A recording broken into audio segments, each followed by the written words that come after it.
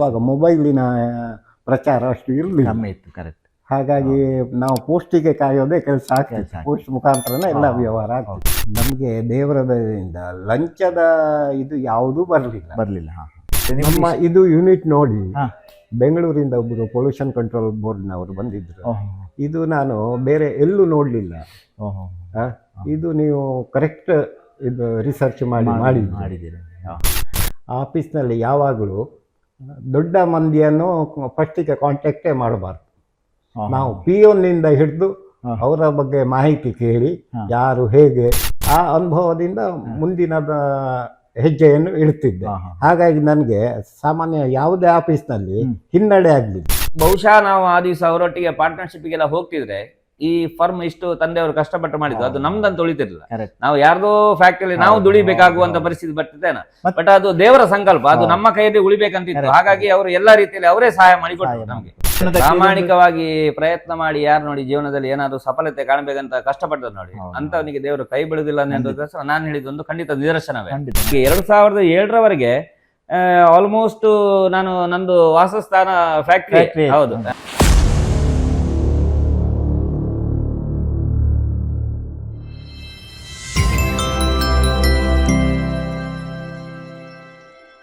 ನಮಸ್ಕಾರ. ಸುದ್ದಿ ಸುವಿಧ ಯೂಟ್ಯೂಬ್ ಚಾನಲ್ಗೆ ನಿಮಗೆಲ್ಲರಿಗೂ ಸ್ವಾಗತ. ಇವತ್ತು ನಮ್ಮೊಂದಿಗಿದ್ದಾರೆ ದುರ್ಗಾ ಪಾಂಡುರಂಗ ಪಾಠಕ್. ಅವರ ವ್ಯಕ್ತಿತ್ವ ಜೀವನ ಹೇಗಿತ್ತು ಅಂತೇಳಿದರೆ, ಒಬ್ಬ ಸಾಮಾನ್ಯ ಹಳ್ಳಿಯಲ್ಲಿ ಅಂತೇಳಿದರೆ ಒಂದು ತುಂಬ ಹಳ್ಳಿ ಪ್ರದೇಶ, ಒಂದು 30 ವರ್ಷದ ಹಿಂದೆ ಇವತ್ತಿಗೂ ಕೂಡ ಒಂದು ಹಳ್ಳಿಯಾಗಿಯೇ ಉಂಟು. ಅಂತಹ ಒಂದು ಹಳ್ಳಿಯಲ್ಲಿ ಸಾಮಾನ್ಯ ಕೃಷಿಕನಾಗಿ ಇದ್ದಂತಹ ಒಬ್ಬ ವ್ಯಕ್ತಿ ಕೂಡ ಹೇಗೆ ಒಬ್ಬ ಬಿಸ್ನೆಸ್ ಮ್ಯಾನ್ ಆಗಿ ಪರಿವರ್ತನೆ ಆಗ್ಬೋದು, ಆ ದೇವರದಯೇ ಮತ್ತು ಶ್ರಮ, ಕಠಿಣ ಪರಿಶ್ರಮ ಮತ್ತು ಯಾವುದೇ ಪರಿಸ್ಥಿತಿಯಲ್ಲಿ ಎದೆಗುಂದದೇ ಇರುವಂತಹ ಒಂದು ವ್ಯಕ್ತಿತ್ವವನ್ನು ಬೆಳೆಸಿಕೊಂಡ್ರೆ ಒಬ್ಬ ಮನುಷ್ಯ ಹೇಗೆ ಒಂದು ಎತ್ತರಕ್ಕೆ ಬೆಳಿಬಹುದು ಅನ್ನುವಂಥದ್ದಕ್ಕೆ ಒಂದು ಅವರು ಒಳ್ಳೆಯ ನಿದರ್ಶನವಾಗಿ ಇವತ್ತು ನಿಂತಿದ್ದಾರೆ. ಅಂತಹ ಒಬ್ಬ ವ್ಯಕ್ತಿಯ ಜೀವನ ಮತ್ತು ಶ್ರಮ ಮತ್ತು ಆ ಕಷ್ಟದ ದಿನಗಳು ಮತ್ತು ಇವತ್ತಿನ ಆ ಸುಖದ ದಿನಗಳು, ಸೊ ಇದನ್ನೆಲ್ಲ ನೆನೆಸಿಕೊಂಡು ಆ ಹಿಂದಿನ ಕಥೆಯನ್ನು ಅವರ ಬಾಯಿಂದಲೇ ನಾವು ಕೇಳುವ. ನಮಸ್ಕಾರ ಪಾಂಡುರಂಗ ಪಾಠಕ್ರವರೇ. ಸೊ ಈಗ ನಿಮ್ಮದು ಪ್ರಕೃತಿ ಗ್ರಾನೈಟ್ಸ್ ಅನ್ನುವಂತಹ ಒಂದು ಸಂಸ್ಥೆ ಉಂಟು.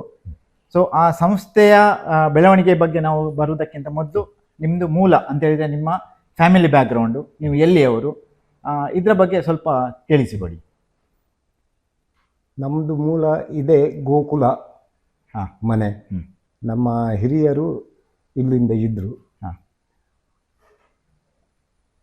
ನಮ್ಮ ಅಜ್ಜನವರು ಇಲ್ಲಿಂದ ಮುಂಡಾಜೆ ಆಸ್ತಿ ಕಡೆ ಹೋದ ಮೇಲೆ ಇಲ್ಲಿಯ ಸಂಪೂರ್ಣ ಜವಾಬ್ದಾರಿ ನಮ್ಮ ತಂದೆಯವರ ಬೆನ್ನಿಗೆ ಬಿತ್ತು.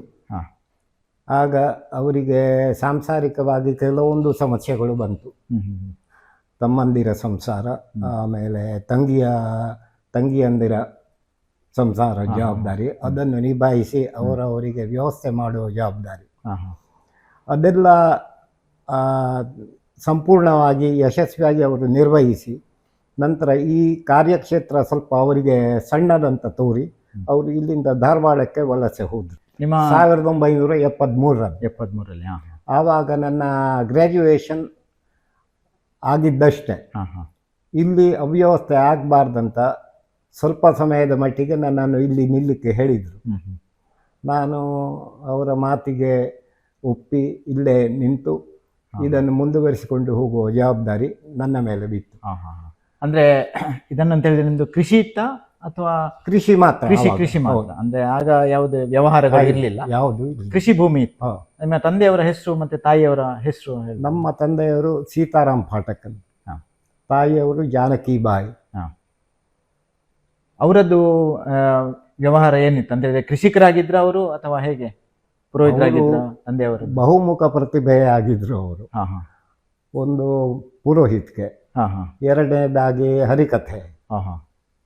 ಆಮೇಲೆ ಇಲ್ಲಿ 1956ನೇ ಇಸ್ವಿಯಲ್ಲಿ ಲೆಮನ್ ಗ್ರಾಸ್ ಕೃಷಿಯ ಬಗ್ಗೆ ಅಧ್ಯಯನ ಮಾಡಿ ಕೇರಳಕ್ಕೆ ಹೋಗಿ ಅದರ ಮಾಹಿತಿ ಪಡೆದು ಇಲ್ಲಿ ಲೆಮನ್ ಗ್ರಾಸ್ ಕೃಷಿಯನ್ನು ಮಾಡಿ ಯಶಸ್ವಿಯಾದರು. ಅಂದ್ರೆ ಇಲ್ಲಿ ಊರಲ್ಲಿ? ಹೌದು, ಈ ಊರಲ್ಲಿ. ಹಾಗೆ ಇಲ್ಲಿ ಯಾರು ಅದನ್ನು ಮಾಡಿರಲಿಲ್ಲ. ಹಾಂ ಹಾಂ ಅದಕ್ಕೆ ಆವಾಗ ಒಳ್ಳೆ ಮಾರ್ಕೆಟ್ ಇತ್ತು. ಹಾಂ ಹಾಂ ಹಾಂ ಗೋವಾ ಯುದ್ಧ ಆಗುವಾಗ ಹ್ಮ್. ಅದರ ಮಾರ್ಕೆಟ್ ಬಿದ್ದು ಹೋಯಿತು. ಸಾಧಾರಣ ಎಷ್ಟನೇ ಇಸ್ವಿಯಲ್ಲಿ? 1959-60 ಹಾಂ ಹಾಂ ಅಲ್ಲಿವರೆಗೆ 4 ವರ್ಷ ಇಲ್ಲಿ ನಡೆಸಿದ್ದಾರೆ ಅವರು. ಗೋವಾ ಯುದ್ಧ ಅಂತ ಹೇಳಿದ್ರೆ ಅದು ಹೇಗೆ ಅಂದ್ರೆ ನಾನು ಇದು ಫಸ್ಟ್ ಟೈಮ್ ಕೇಳುವಂಥದ್ದು ಗೋವಾ ಯುದ್ಧ ಅಂತ ಹೇಳಿ. ಗೋವಾ ಪೋರ್ಚುಗೀಸರ ವಸಾಹತಾಗಿತ್ತು ಭಾರತಕ್ಕೆ ಸ್ವಾತಂತ್ರ್ಯ ಸಿಕ್ಕ ಮೇಲೂ. ಅಂದ್ರೆ ಬ್ರಿಟಿಷರ ವಿರುದ್ಧ ಯುದ್ಧವೇ ಇತ್ತ ಹೇಗೆ ಅದು? ಅಲ್ಲ ಅಲ್ಲ, ನಮಗೆ ಸ್ವಾತಂತ್ರ್ಯ ಸಿಕ್ಕ ಮೇಲೆ ಹಾಂ ಹಾಂ ಹಾಂ ಪೋರ್ಚುಗೀಸರ ವಸಾಹತು ನಮ್ಮ ಸ್ವಾಧೀನ ಆಗಿರಲಿಲ್ಲ. ಓಹೋ, ಅಂದ್ರೆ ಸ್ವಾತಂತ್ರ್ಯ ಸಿಕ್ಕಿದ ಮೇಲೆ ಕೂಡ ಅವರದ್ದಲ್ಲಿ ಹೌದು, ಆಡಳಿತ. ವಸಾಹತಿತ್ತು. ಓಹೋ, ಗೋವಾದಲ್ಲಿ. ಹೌದು, ಗೋವಾ. ಹಾಗಿದ್ರೆ ಅಲ್ಲಿಂದ ಅವರು ಹೋದದ್ದು ಮತ್ತೆ? ಹೌದು. ಓಕೆ ಓಕೆ, ಹಾಂ ಹಾಂ. ಅಂದ್ರೆ ಇದು ನಮಗೆ ಸ್ವಲ್ಪ ಗೊತ್ತಿರಲಿಲ್ಲ. ಓಕೆ, ಸೊ ಆ ಟೈಮ್ನಲ್ಲಿ ಅವರು ಲೆಮನ್ ಗ್ರಾಸ್ ಇದ್ದು ಇದು ಮಾಡಿದ್ರು, ಅದು ಸ್ವಲ್ಪ ಬಿತ್ತು ಆಗ. ಹೌದು, ಮಾರ್ಕೆಟ್ ಬೆಲೆ ಮಾರ್ಕೆಟ್. ಆಮೇಲೆ ಅದು ಕ್ಲೋಸ್ ಮಾಡಿದ್ರು. ಹಾಂ. ಆಮೇಲೆ ಅವರಿಗೆ ಸಾಂಸಾರಿಕ ಜವಾಬ್ದಾರಿಗಳು ಜಾಸ್ತಿ ಆಯಿತು. ಓಕೆ, ಹಾಗಾಗಿ ಅದನ್ನು ಸಂಪೂರ್ಣ ನಿಲ್ಲಿಸಿ ಬಿಟ್ರು. ಹಾಂ ಹಾಂ ಹಾಂ. ಮತ್ತೆ ಇದನ್ನೇ ಕೃಷಿಯನ್ನೇ ಮುಂದುವರಿಸಿ. ಕೃಷಿಯನ್ನೇ ಮತ್ತೆ ಹರಿಕಥೆ, ಜ್ಯೋತಿಷ್ಯ. ಹರಿಕಥೆ, ಹಾಂ, ಜ್ಯೋತಿಷ್ಯ ಕೂಡ ಹೌದು, ಜ್ಯೋತಿಷ್ಯ ಕೂಡ ಆಯ್ತು. ಹಾಂ ಹಾಂ. ಅದನ್ನು ಅವರು ಎಲ್ಲಿ ಧಾರವಾಡದಲ್ಲಿ ಮುಂದುವರಿಸಿದ್ರ ಅಥವಾ ಇಲ್ಲಿಯೇ ಮುಂದುವರಿಸಿದ್ರ? ಇಲ್ಲಿಯೇ ಆವಾಗಲೂ ಇತ್ತು. ಆವಾಗಲೂ ಇತ್ತು. ಹಾಂ ಹಾಂ. ಸಂಪೂರ್ಣ ಜ್ಯೋತಿಷ್ಯ, ಹರಿಕಥೆ ಎರಡು ಫೀಲ್ಡ್ನಲ್ಲಿ ಅವರು ಉತ್ತಮ ಅನುಭವಿಗಳಾಗಿದ್ದರು. ಅದೇ ಜ್ಯೋತಿಷ ಇದರಲ್ಲಿ ಹರಿಕಥೆಯಲ್ಲಿ ಅವರು ಹೆಸರುವಾಸಿಯಾಗಿದ್ದು. ಹೌದು, ಹರಿಕಥೆಯಿಂದ. 1962ನೇ ಇಸ್ವಿಯಲ್ಲಿ ಕಾರ್ಕಳ ವೆಂಕಟರಮಣ ದೇವಸ್ಥಾನದಲ್ಲಿ ಚಾತುರ್ಮಾಸ್ಯ ಟೈಮ್ನಲ್ಲಿ ಅವರ ಸ್ವಾಮಿಗಳು ಬಂದಿದ್ರು. ಆ ಟೈಮ್ನಲ್ಲಿ 4 ತಿಂಗಳು ಪ್ರತಿನಿತ್ಯ ರಾಮಾಯಣ, ಸಂಪೂರ್ಣ ರಾಮಾಯಣ ಹರಿಕಥೆ ಮಾಡಿದ್ದಾರೆ. ಓಕೆ. ಮತ್ತೆ ನಿಮ್ಮ ಶಿಕ್ಷಣ ಎಲ್ಲಿವರೆಗೆ ಆಗಿದೆ ನಿಮಗೆ? ನಾನು ನಂತರ ಆವಾಗ ನಾನು ಇಲ್ಲಿಗೆ ಬಂದ ಮೇಲೆ 10ನೇ ಕ್ಲಾಸ್ವರೆಗೆ ಕಾರ್ಕಳ ಬೋರ್ಡ್ ಹೈಸ್ಕೂಲ್ನಲ್ಲಿ ಓದಿ, ನಂತರ ನಾನು ತಂದೆಯವರ ಸ್ನೇಹಿತರ ಒಂದು ಹೋಟೆಲ್ ಇತ್ತು ಅಶ್ವತ್ಥಪುರದವರದ್ದು, ಅಲ್ಲಿ ಇದ್ದೆ. ಎಲ್ಲಿ? ಕಾರ್ಕಳದಲ್ಲಿ ಅಲ್ಲ, ಧಾರವಾಡದಲ್ಲಿ. ಧಾರವಾಡದಲ್ಲಿ. ಧಾರವಾಡದಲ್ಲಿ. ಸರಿ ಸರಿ ಸರಿ, ಓಕೆ. ಅಲ್ಲಿ 1 ವರ್ಷ ಇದ್ದು. ಅಲ್ಲಿ ಕಾಲೇಜ್ ತುಂಬಾ ದೂರ ಮುಂದಿನ ವಿದ್ಯಾಭ್ಯಾಸಕ್ಕಂತ ಆಗಿ ತಂದೆಯವರ ಮತ್ತೊಬ್ಬ ಸ್ನೇಹಿತರ ಪರಿಚಯದಿಂದಾಗಿ ನಾನು ಬೆಂಗಳೂರಲ್ಲಿ ಹೋದೆ. ಓಕೆ. ಬೆಂಗಳೂರಲ್ಲಿ ಶೇಷಾದ್ರಿಪುರಂ ಈವ್ನಿಂಗ್ ಕಾಲೇಜ್ನಲ್ಲಿ BCom ಮಾಡಿ ಮುಗಿಸಿದೆ. ಓಕೆ. ಆ ನಂತರ ನಾನು ಇಲ್ಲಿ ದುರ್ಗಕ್ಕೆ ಬಂದೆ. ಸೊ ನೀವು ಬೆಂಗಳೂರಿನಲ್ಲಿ ವಿದ್ಯಾಭ್ಯಾಸವನ್ನ ಮುಗಿಸಿದ್ರಿ. ಬೆಂಗಳೂರಿನಲ್ಲಿ. ಸೊ ವಿದ್ಯಾಭ್ಯಾಸ ಅಲ್ಲಿ ಮುಗಿಸಿ ನಿಮ್ಗೆ ಇಲ್ಲಿ ಊರಿಗೆ ಬರಬೇಕಾಯ್ತು. ಆಗ ನಿಮ್ಗೆ ಅಂದ್ರೆ ಅಲ್ಲಿ ಆ ಕಾಲದಲ್ಲಿ ಅಲ್ಲಿ ಬೆಂಗಳೂರಿನಲ್ಲಿ ವಿದ್ಯಾಭ್ಯಾಸ ಮಾಡಿ ಡಿಗ್ರಿ ಮಾಡೋದು ಅಂತ ಹೇಳಿದ್ರೆ ಸ್ವಲ್ಪ ದೊಡ್ಡ ವಿಷಯ. ಈಗಿನ ಕಾಲದಲ್ಲಿ ಅದೊಂದು ದೊಡ್ಡ ವಿಷಯ ಇರ್ಲಿಕ್ಕಿಲ್ಲ. ಸೊ ಆದ್ರೆ ಆ ಕಾಲದಲ್ಲಿ ನಿಮ್ಗೆ ಅದನ್ನು ಮಾಡಿ ಇನ್ನು ನಾನು ಹೋಗಿ ಊರಿನಲ್ಲಿ ಕೃಷಿ ಮಾಡುದು ಅನ್ನುವಂಥದ್ದು ಅಲ್ಲಿ ಸ್ವಲ್ಪ ನಿಮ್ಗೆ ಒಂದು ಇರುಸು ಮುರುಸು ಆಗ್ಲಿಲ್ವಾ? ಈಗ ತಂದೆಯವರು ಹೇಳಿದ್ರು ಕೂಡ ನಾನು ಹೋಗ್ಬೇಕಲ್ಲ ಅಂತ ಹೇಳಿ ಅಂತ ಭಾವನೆ ಬಂತ, ಅಥವಾ ರಪ್ಪ ನೀವು ಎದ್ದುಕೊಂಡು ಬಂದ್ರ ಅಂತ ಹೇಗೆ? ಇಲ್ಲ, ನಂಗೆ ಕೃಷಿಯಲ್ಲೂ ಇಂಟ್ರೆಸ್ಟ್ ಇತ್ತು ಆವಾಗ. ಕೃಷಿಯಲ್ಲಿ ಏನಾದರೂ ಸಾಧನೆ ಮಾಡಬೇಕು ಅಂತ ಹೇಳಿ. ಅದಕ್ಕೆ ತಂದೆಯವರ ಸಹಕಾರವೂ ಸಿಕ್ತು ಆವಾಗ. ನನಗೆ ಬೇಕಾದ ಆರ್ಥಿಕ ಸಹಾಯ ಇತ್ಯಾದಿಗಳನ್ನು ಅವರು ಕೈಯಾರೆ ನನಗೆ ಮಾಡಿದ್ದಾರೆ. ಇಲ್ಲಿ ಎಷ್ಟು ಕೃಷಿ ಭೂಮಿ ಇತ್ತು ಆ ಟೈಮ್ನಲ್ಲಿ? ಆ ಟೈಮ್ನಲ್ಲಿ 12 ಎಕರೆ ಇತ್ತು. ಡ್ರೈ ಲ್ಯಾಂಡ್ ಜಾಸ್ತಿ ಭಾಗ ಆಯಿತು, 4.5 ಎಕರೆ ಇತ್ತು.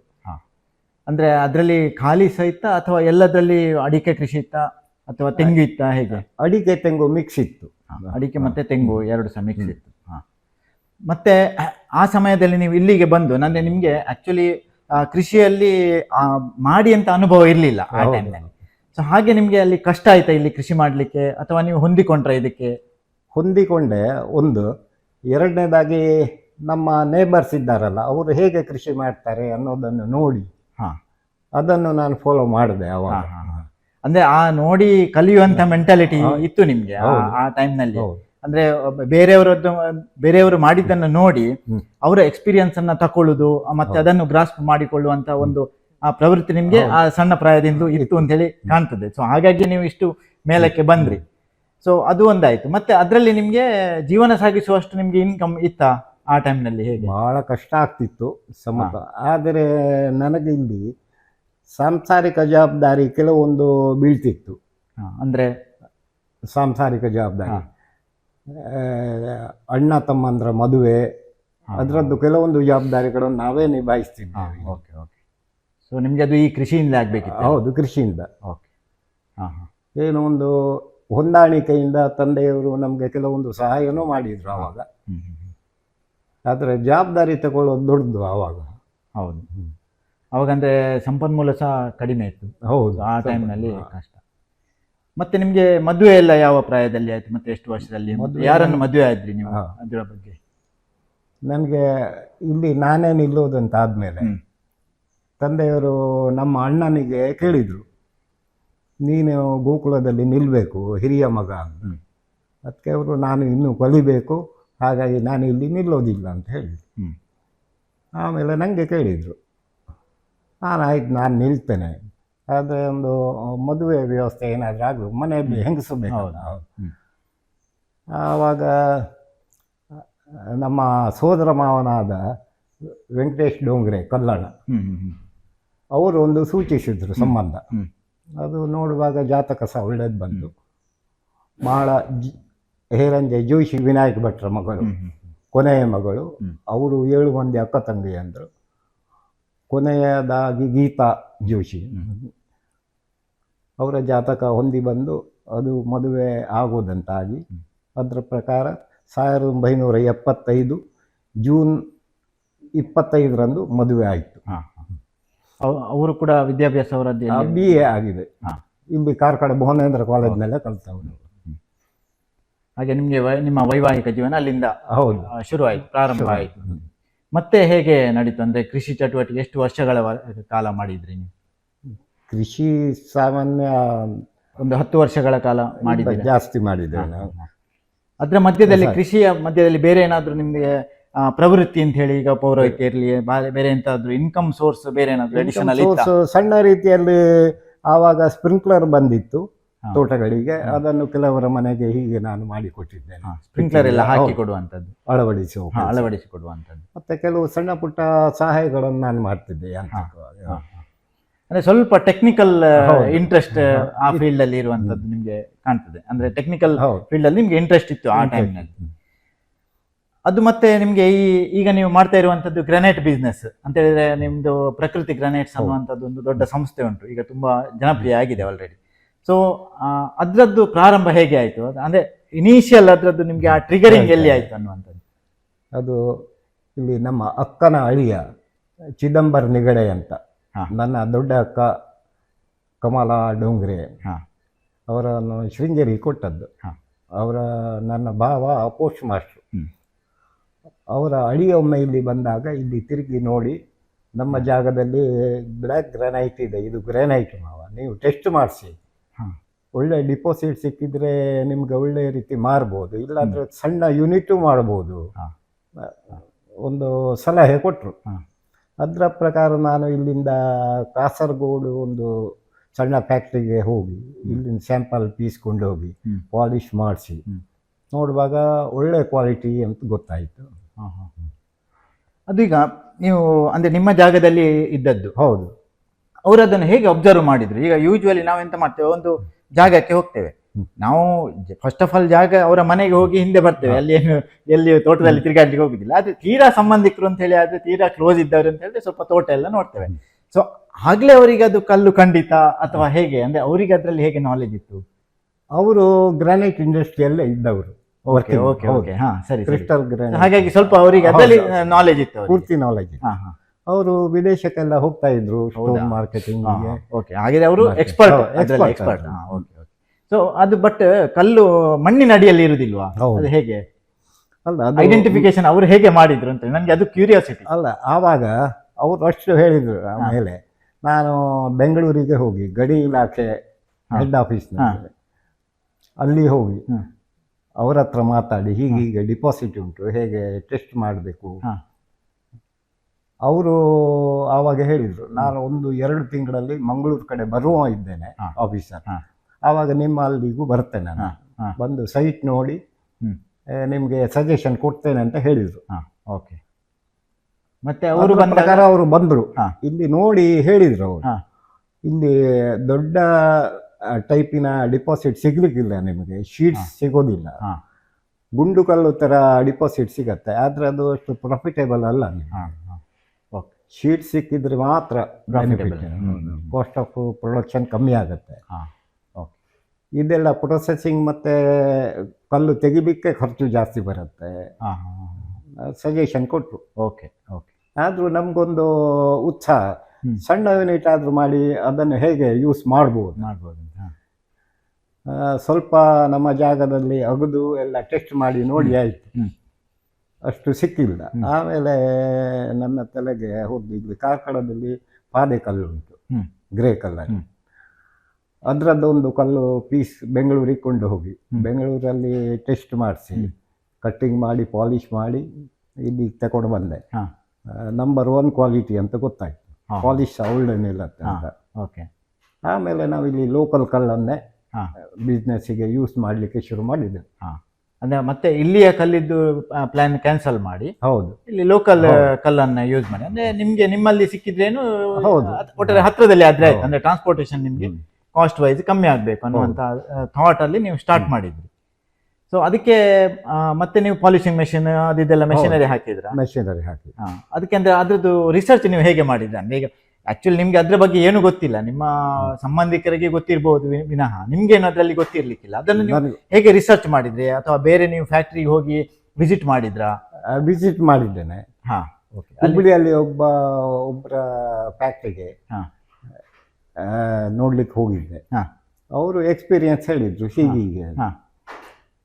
ಅದರ ಪ್ರಕಾರ ನಾನು ಮುಂದುವರೆದು ಮೆಷಿನರಿ ಕೆಲವು ವಿಳಾಸಗಳನ್ನು ತಗೊಂಡು ಅವರಿಂದ ಕೊಟೇಶನ್ ಮತ್ತು ಪಿಕ್ಚರ್ಸ್ ತರಿಸಿದೆ. ಆವಾಗ ಮೊಬೈಲಿನ ಪ್ರಚಾರ ಅಷ್ಟು ಇರಲಿಲ್ಲ, ಇತ್ತು. ಕರೆಕ್ಟ್. ಹಾಗಾಗಿ ನಾವು ಪೋಸ್ಟಿಗೆ ಕಾಯೋದೇ ಕೆಲಸ ಆಗ್ತಿತ್ತು, ಪೋಸ್ಟ್ ಮುಖಾಂತರನೇ ಎಲ್ಲ ವ್ಯವಹಾರ ಆಗ್ತಿತ್ತು.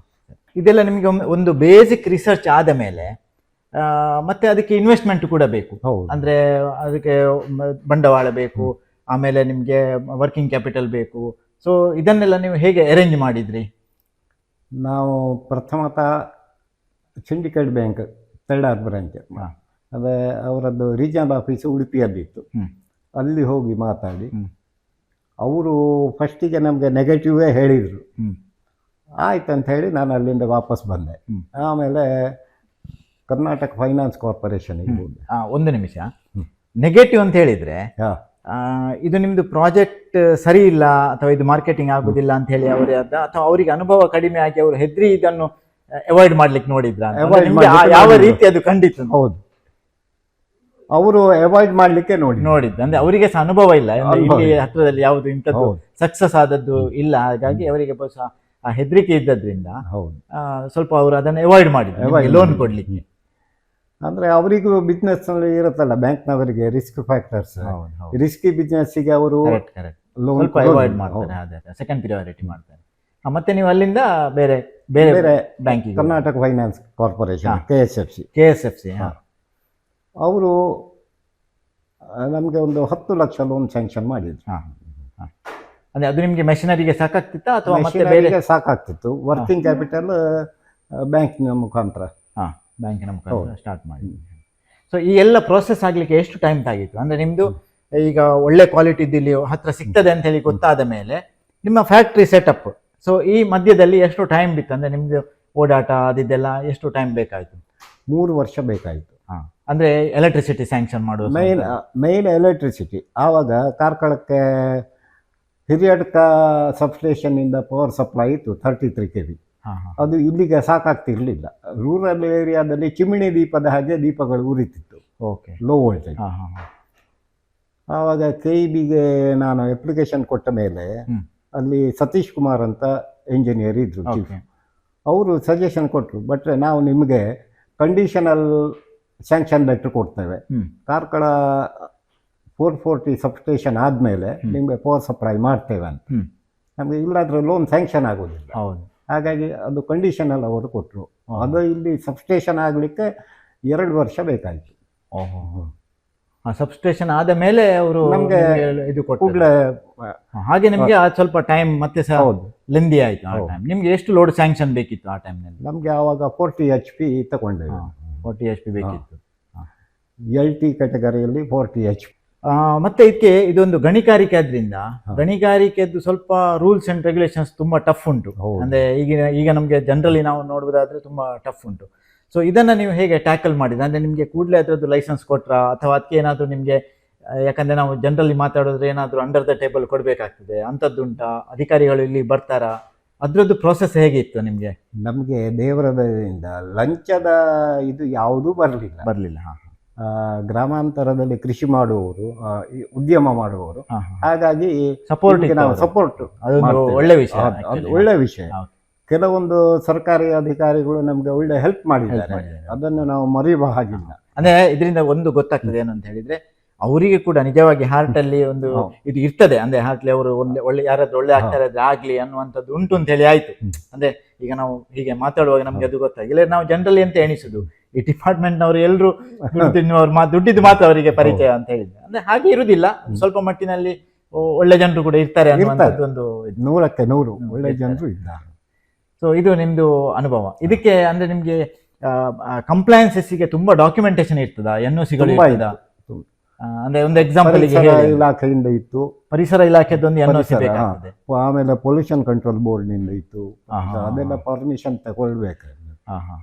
ಅದೆಲ್ಲ ಕಂಪಲ್ಸರಿ ಆಗ್ಬೇಕು, ಇಲ್ಲಾಂದ್ರೆ ವಿದ್ಯುತ್ ಸಂಪರ್ಕ ಕನೆಕ್ಷನ್ ಮಾಡೋದಿಲ್ಲ ಅವಾಗ. ಅಂದ್ರೆ ಇದು ವಿದ್ಯುತ್ ಸಂಪರ್ಕ ಪಡಿಬೇಕಿದ್ರೆ ಇದನ್ನೆಲ್ಲ ನಾವು ಅಲ್ಲಿ ರೆಡಿ ಮಾಡಬೇಕು. ಈಗ ಅದು ಗಣಿಗಾರಿಕೆದ್ದು ನಿಮ್ಗೆ ಲೈಸೆನ್ಸ್ ಅದು ವರ್ಷ ರಿನ್ಯೂವಲ್ ಅಥವಾ 5 ವರ್ಷ ಅದು ಹೇಗೆ ಎಕ್ಸ್ಪೈರಿ ಡೇಟ್? ಆವಾಗ ನಮ್ಗೆ ಲೈಸೆನ್ಸ್ ಇರಲಿಲ್ಲ. ಓಹೋ, ಆ ಟೈಮ್ನಲ್ಲಿ ಲೈಸೆನ್ಸೇ ಇರಲಿಲ್ಲ. ಆ ಟೈಮ್ನಲ್ಲಿ ಇರಲಿಲ್ಲ.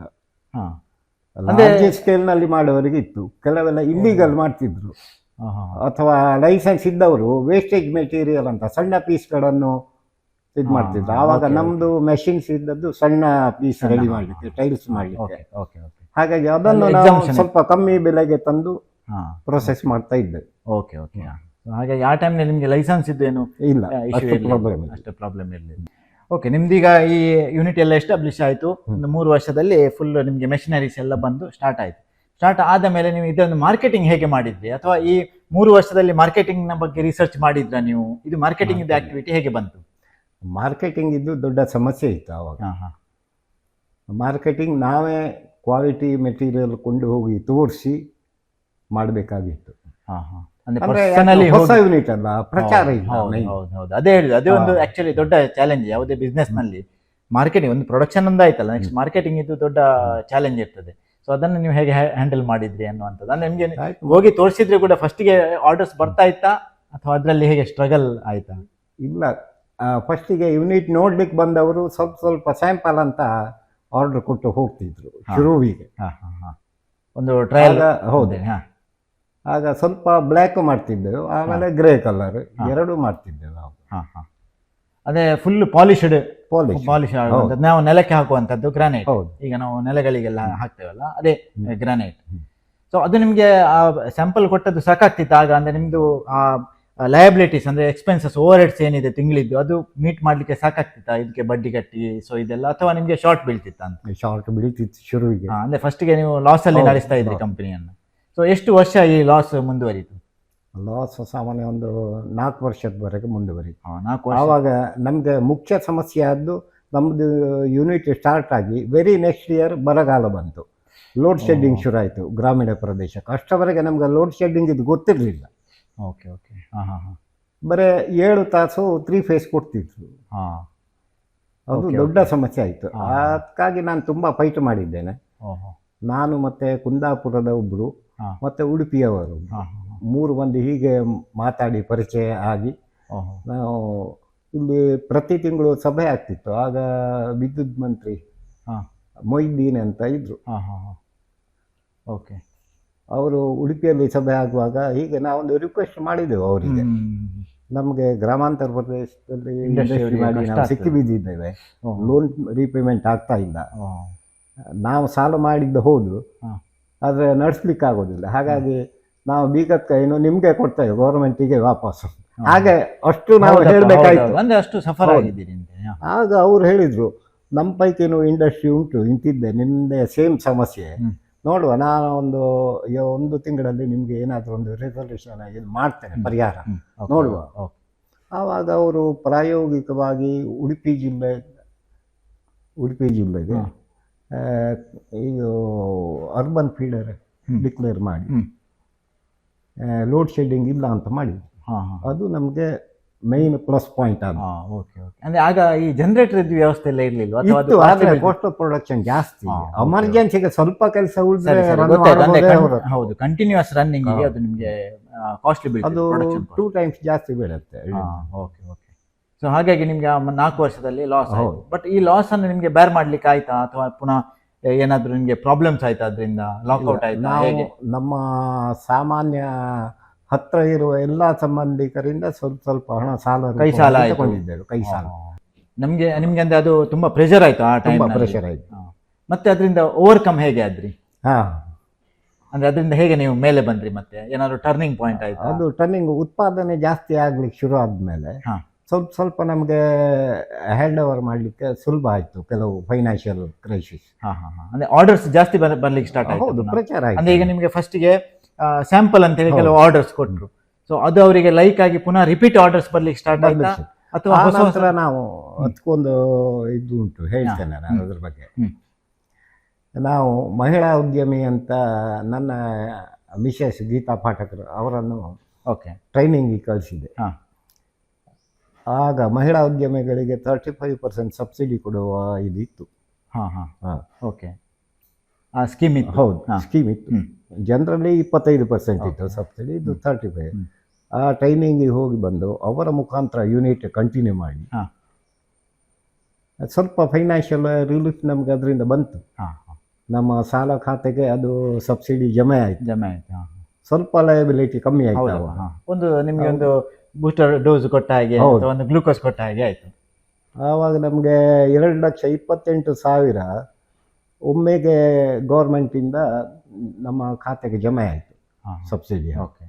ಅದು ನಮ್ಮ ಲಯಬಿಲಿಟಿ ಸ್ವಲ್ಪ ಕಮ್ಮಿ ಆಗಲಿಕ್ಕೆ ತುಂಬ ಸಹಾಯ ಆಯ್ತು. ಆಮೇಲೆ ಸಂಬಂಧಿಕರಿಂದ ಪಡೆದ ಸಾಲ ಓಕೆ.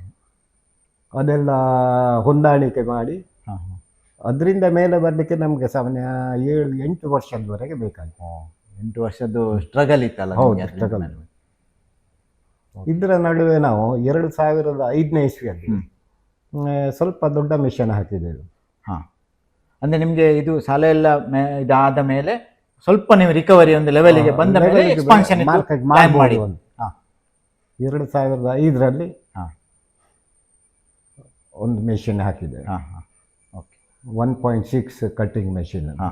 ಓಕೆ. ಅದು ಮೆಷಿನರಿ ಎಲ್ಲ ಹಾಕಿ ಸ್ವಲ್ಪ ನೀವು ಒಂದು ಸ್ಟ್ರಗಲ್ ಪೀರಿಯಡ್ ಇಂದ ಮೇಲೆ ಬಂದ ಮೇಲೆ ಎಕ್ಸ್ಪಾನ್ಷನ್ ಮಾಡುವಂತ ಐಡಿಯಾ ಮಾಡಿದ್ರಿ. ಹೌದು. ಸೊ ಈ ಎಕ್ಸ್ಪಾನ್ಷನ್ಗೆ ನಿಮಗೆ ಮೆಷಿನರೀಸ್ ಅಂದ್ರೆ ಇಲ್ಲಿಯೇ ಅವೈಲಬಲ್ ಇತ್ತಾ ಅಥವಾ ದೊಡ್ಡ ದೊಡ್ಡ ಮೆಷಿನರೀಸ್ ನೀವು ಹೊರಗಿನ ತರಬೇಕಿತ್ತ? ಅಂದ್ರೆ ಇಂಟರ್ ಸ್ಟೇಟ್ ಇಂದ ತರಬೇಕಿತ್ತ ಅಥವಾ ಬೇರೆ ಬೆಂಗಳೂರಲ್ಲಿ? ಸ್ಟೇಟ್ ನಿಂದ ತರಬೇಕಿತ್ತು. ಅಂದ್ರೆ ಎಲ್ಲಿಂದ? ಆಂಧ್ರದಿಂದ. ಹೌದು. ಅಂದ್ರೆ ಹೈದರಾಬಾದಿಂದ ಹೈದರಾಬಾದ್ ಅಲ್ಲ, ಅನಂತಪುರ ಅಂತ, ಅಲ್ಲಿ ಮೆಷಿನ್ ತಯಾರು ಮಾಡುವ ಫ್ಯಾಕ್ಟ್ರಿ ಇತ್ತು. Granite okay. ಹೇಮಾ ಇಂಡಸ್ಟ್ರೀಸ್ ಅಂತ. ಸೊ ಅಲ್ಲಿಂದ ಅವರು ನಮಗೆ ಒಳ್ಳೆ ಮಾಹಿತಿಯನ್ನು ಕೊಟ್ಟಿದ್ದಾರೆ ಹೋದಾಗ. How to operate, how will take production ಎಲ್ಲ ಒಳ್ಳೆ ಅವರದ್ದು ಸರ್ವಿಸ್ ಒಳ್ಳೆದು. ಸರ್ವಿಸ್. ಮತ್ತೆ ನಿಮ್ಗೆ ನಿಮ್ಮ ಮಕ್ಕಳು ಇದಕ್ಕೆ ಯಾವಾಗ ಜಾಯಿನ್ ಆದ್ರು ಅಥವಾ ಆ ಟೈಮ್ ನಲ್ಲಿ ಸಹ ನೀವೇ ಮಾಡಿದ್ರೆ ಅಥವಾ ನಿಮ್ಮ ಮಕ್ಕಳು ಕೂಡ ಇದಕ್ಕೆ ಕೈ ಜೋಡಿಸಿದ್ದಾರೆ? ದೊಡ್ಡ ಮಗ 1999ರಲ್ಲಿ ಡಿಗ್ರಿ ಕಂಪ್ಲೀಟ್ ಆಯ್ತು. ಆವಾಗಿನಿಂದ ಇದರ ಜೊತೆಗೆ ಅವನು ನನ್ನ ಜೊತೆಗೆ ಇದ್ದ, ನನಗೆ ಹೆಲ್ಪ್ ಮಾಡ್ತಾ ಇದ್ದ. ಅಂದ್ರೆ ಅವರದ್ದು ಎಜುಕೇಶನ್ ಆದ ತಕ್ಷಣ ಅವರು ಕೂಡ ಫುಲ್ ಟೈಮ್ ಇದ್ರಲ್ಲಿ, ಅವರಿಗೆ ಹೊರಗೆ ಬೇರೆ ಕೆಲಸಕ್ಕೆ ಹೋಗುವಂತದ್ದು ಇಂಟ್ರೆಸ್ಟ್ ಏನು ಇರಲಿಲ್ಲ ಆ ಟೈಮ್ ನಲ್ಲಿ. ಅಂದ್ರೆ ಇದಕ್ಕೆ ಅವರು ಜಾಯಿನ್ ಆಗಿದ್ದಾರೆ. ಸೊ ಹಾಗೆ ಅವರ ಇನ್ವಾಲ್ವ್ಮೆಂಟ್ ಹೇಗಿತ್ತು? ಅಂದ್ರೆ ನೀವು ಕೆಲಸ ಮಾಡುವಾಗ ಅವರು ಕೂಡ ನಿಮ್ಮೊಟ್ಟಿಗೆ ಬರ್ತಿದ್ರಾ ಅಥವಾ ಅವರಿಗೆ ನೀವು ಸಪರೇಟ್ ಏನಾದ್ರು ರೆಸ್ಪಾನ್ಸಿಬಿಲಿಟಿ ಕೊಟ್ಟಿದ್ದೀರಾ? ಇಲ್ಲ, ಹಾಗೇನಿರ್ಲಿಲ್ಲ. ಒಟ್ಟಿಗೆ ನೀವು ಕೆಲಸ ಮಾಡ್ತೀವಿ. ಅಂದ್ರೆ ಅಡ್ಮಿನಿಸ್ಟ್ರೇಷನ್, ಈಗ ಫಾರ್ ಎಕ್ಸಾಂಪಲ್ ಕಂಪ್ಲೈನ್ಸಸ್, ಸೊ ಅದನ್ನೆಲ್ಲ ಅವ್ರು ನೋಡ್ಕೊಳ್ತಾರಾ?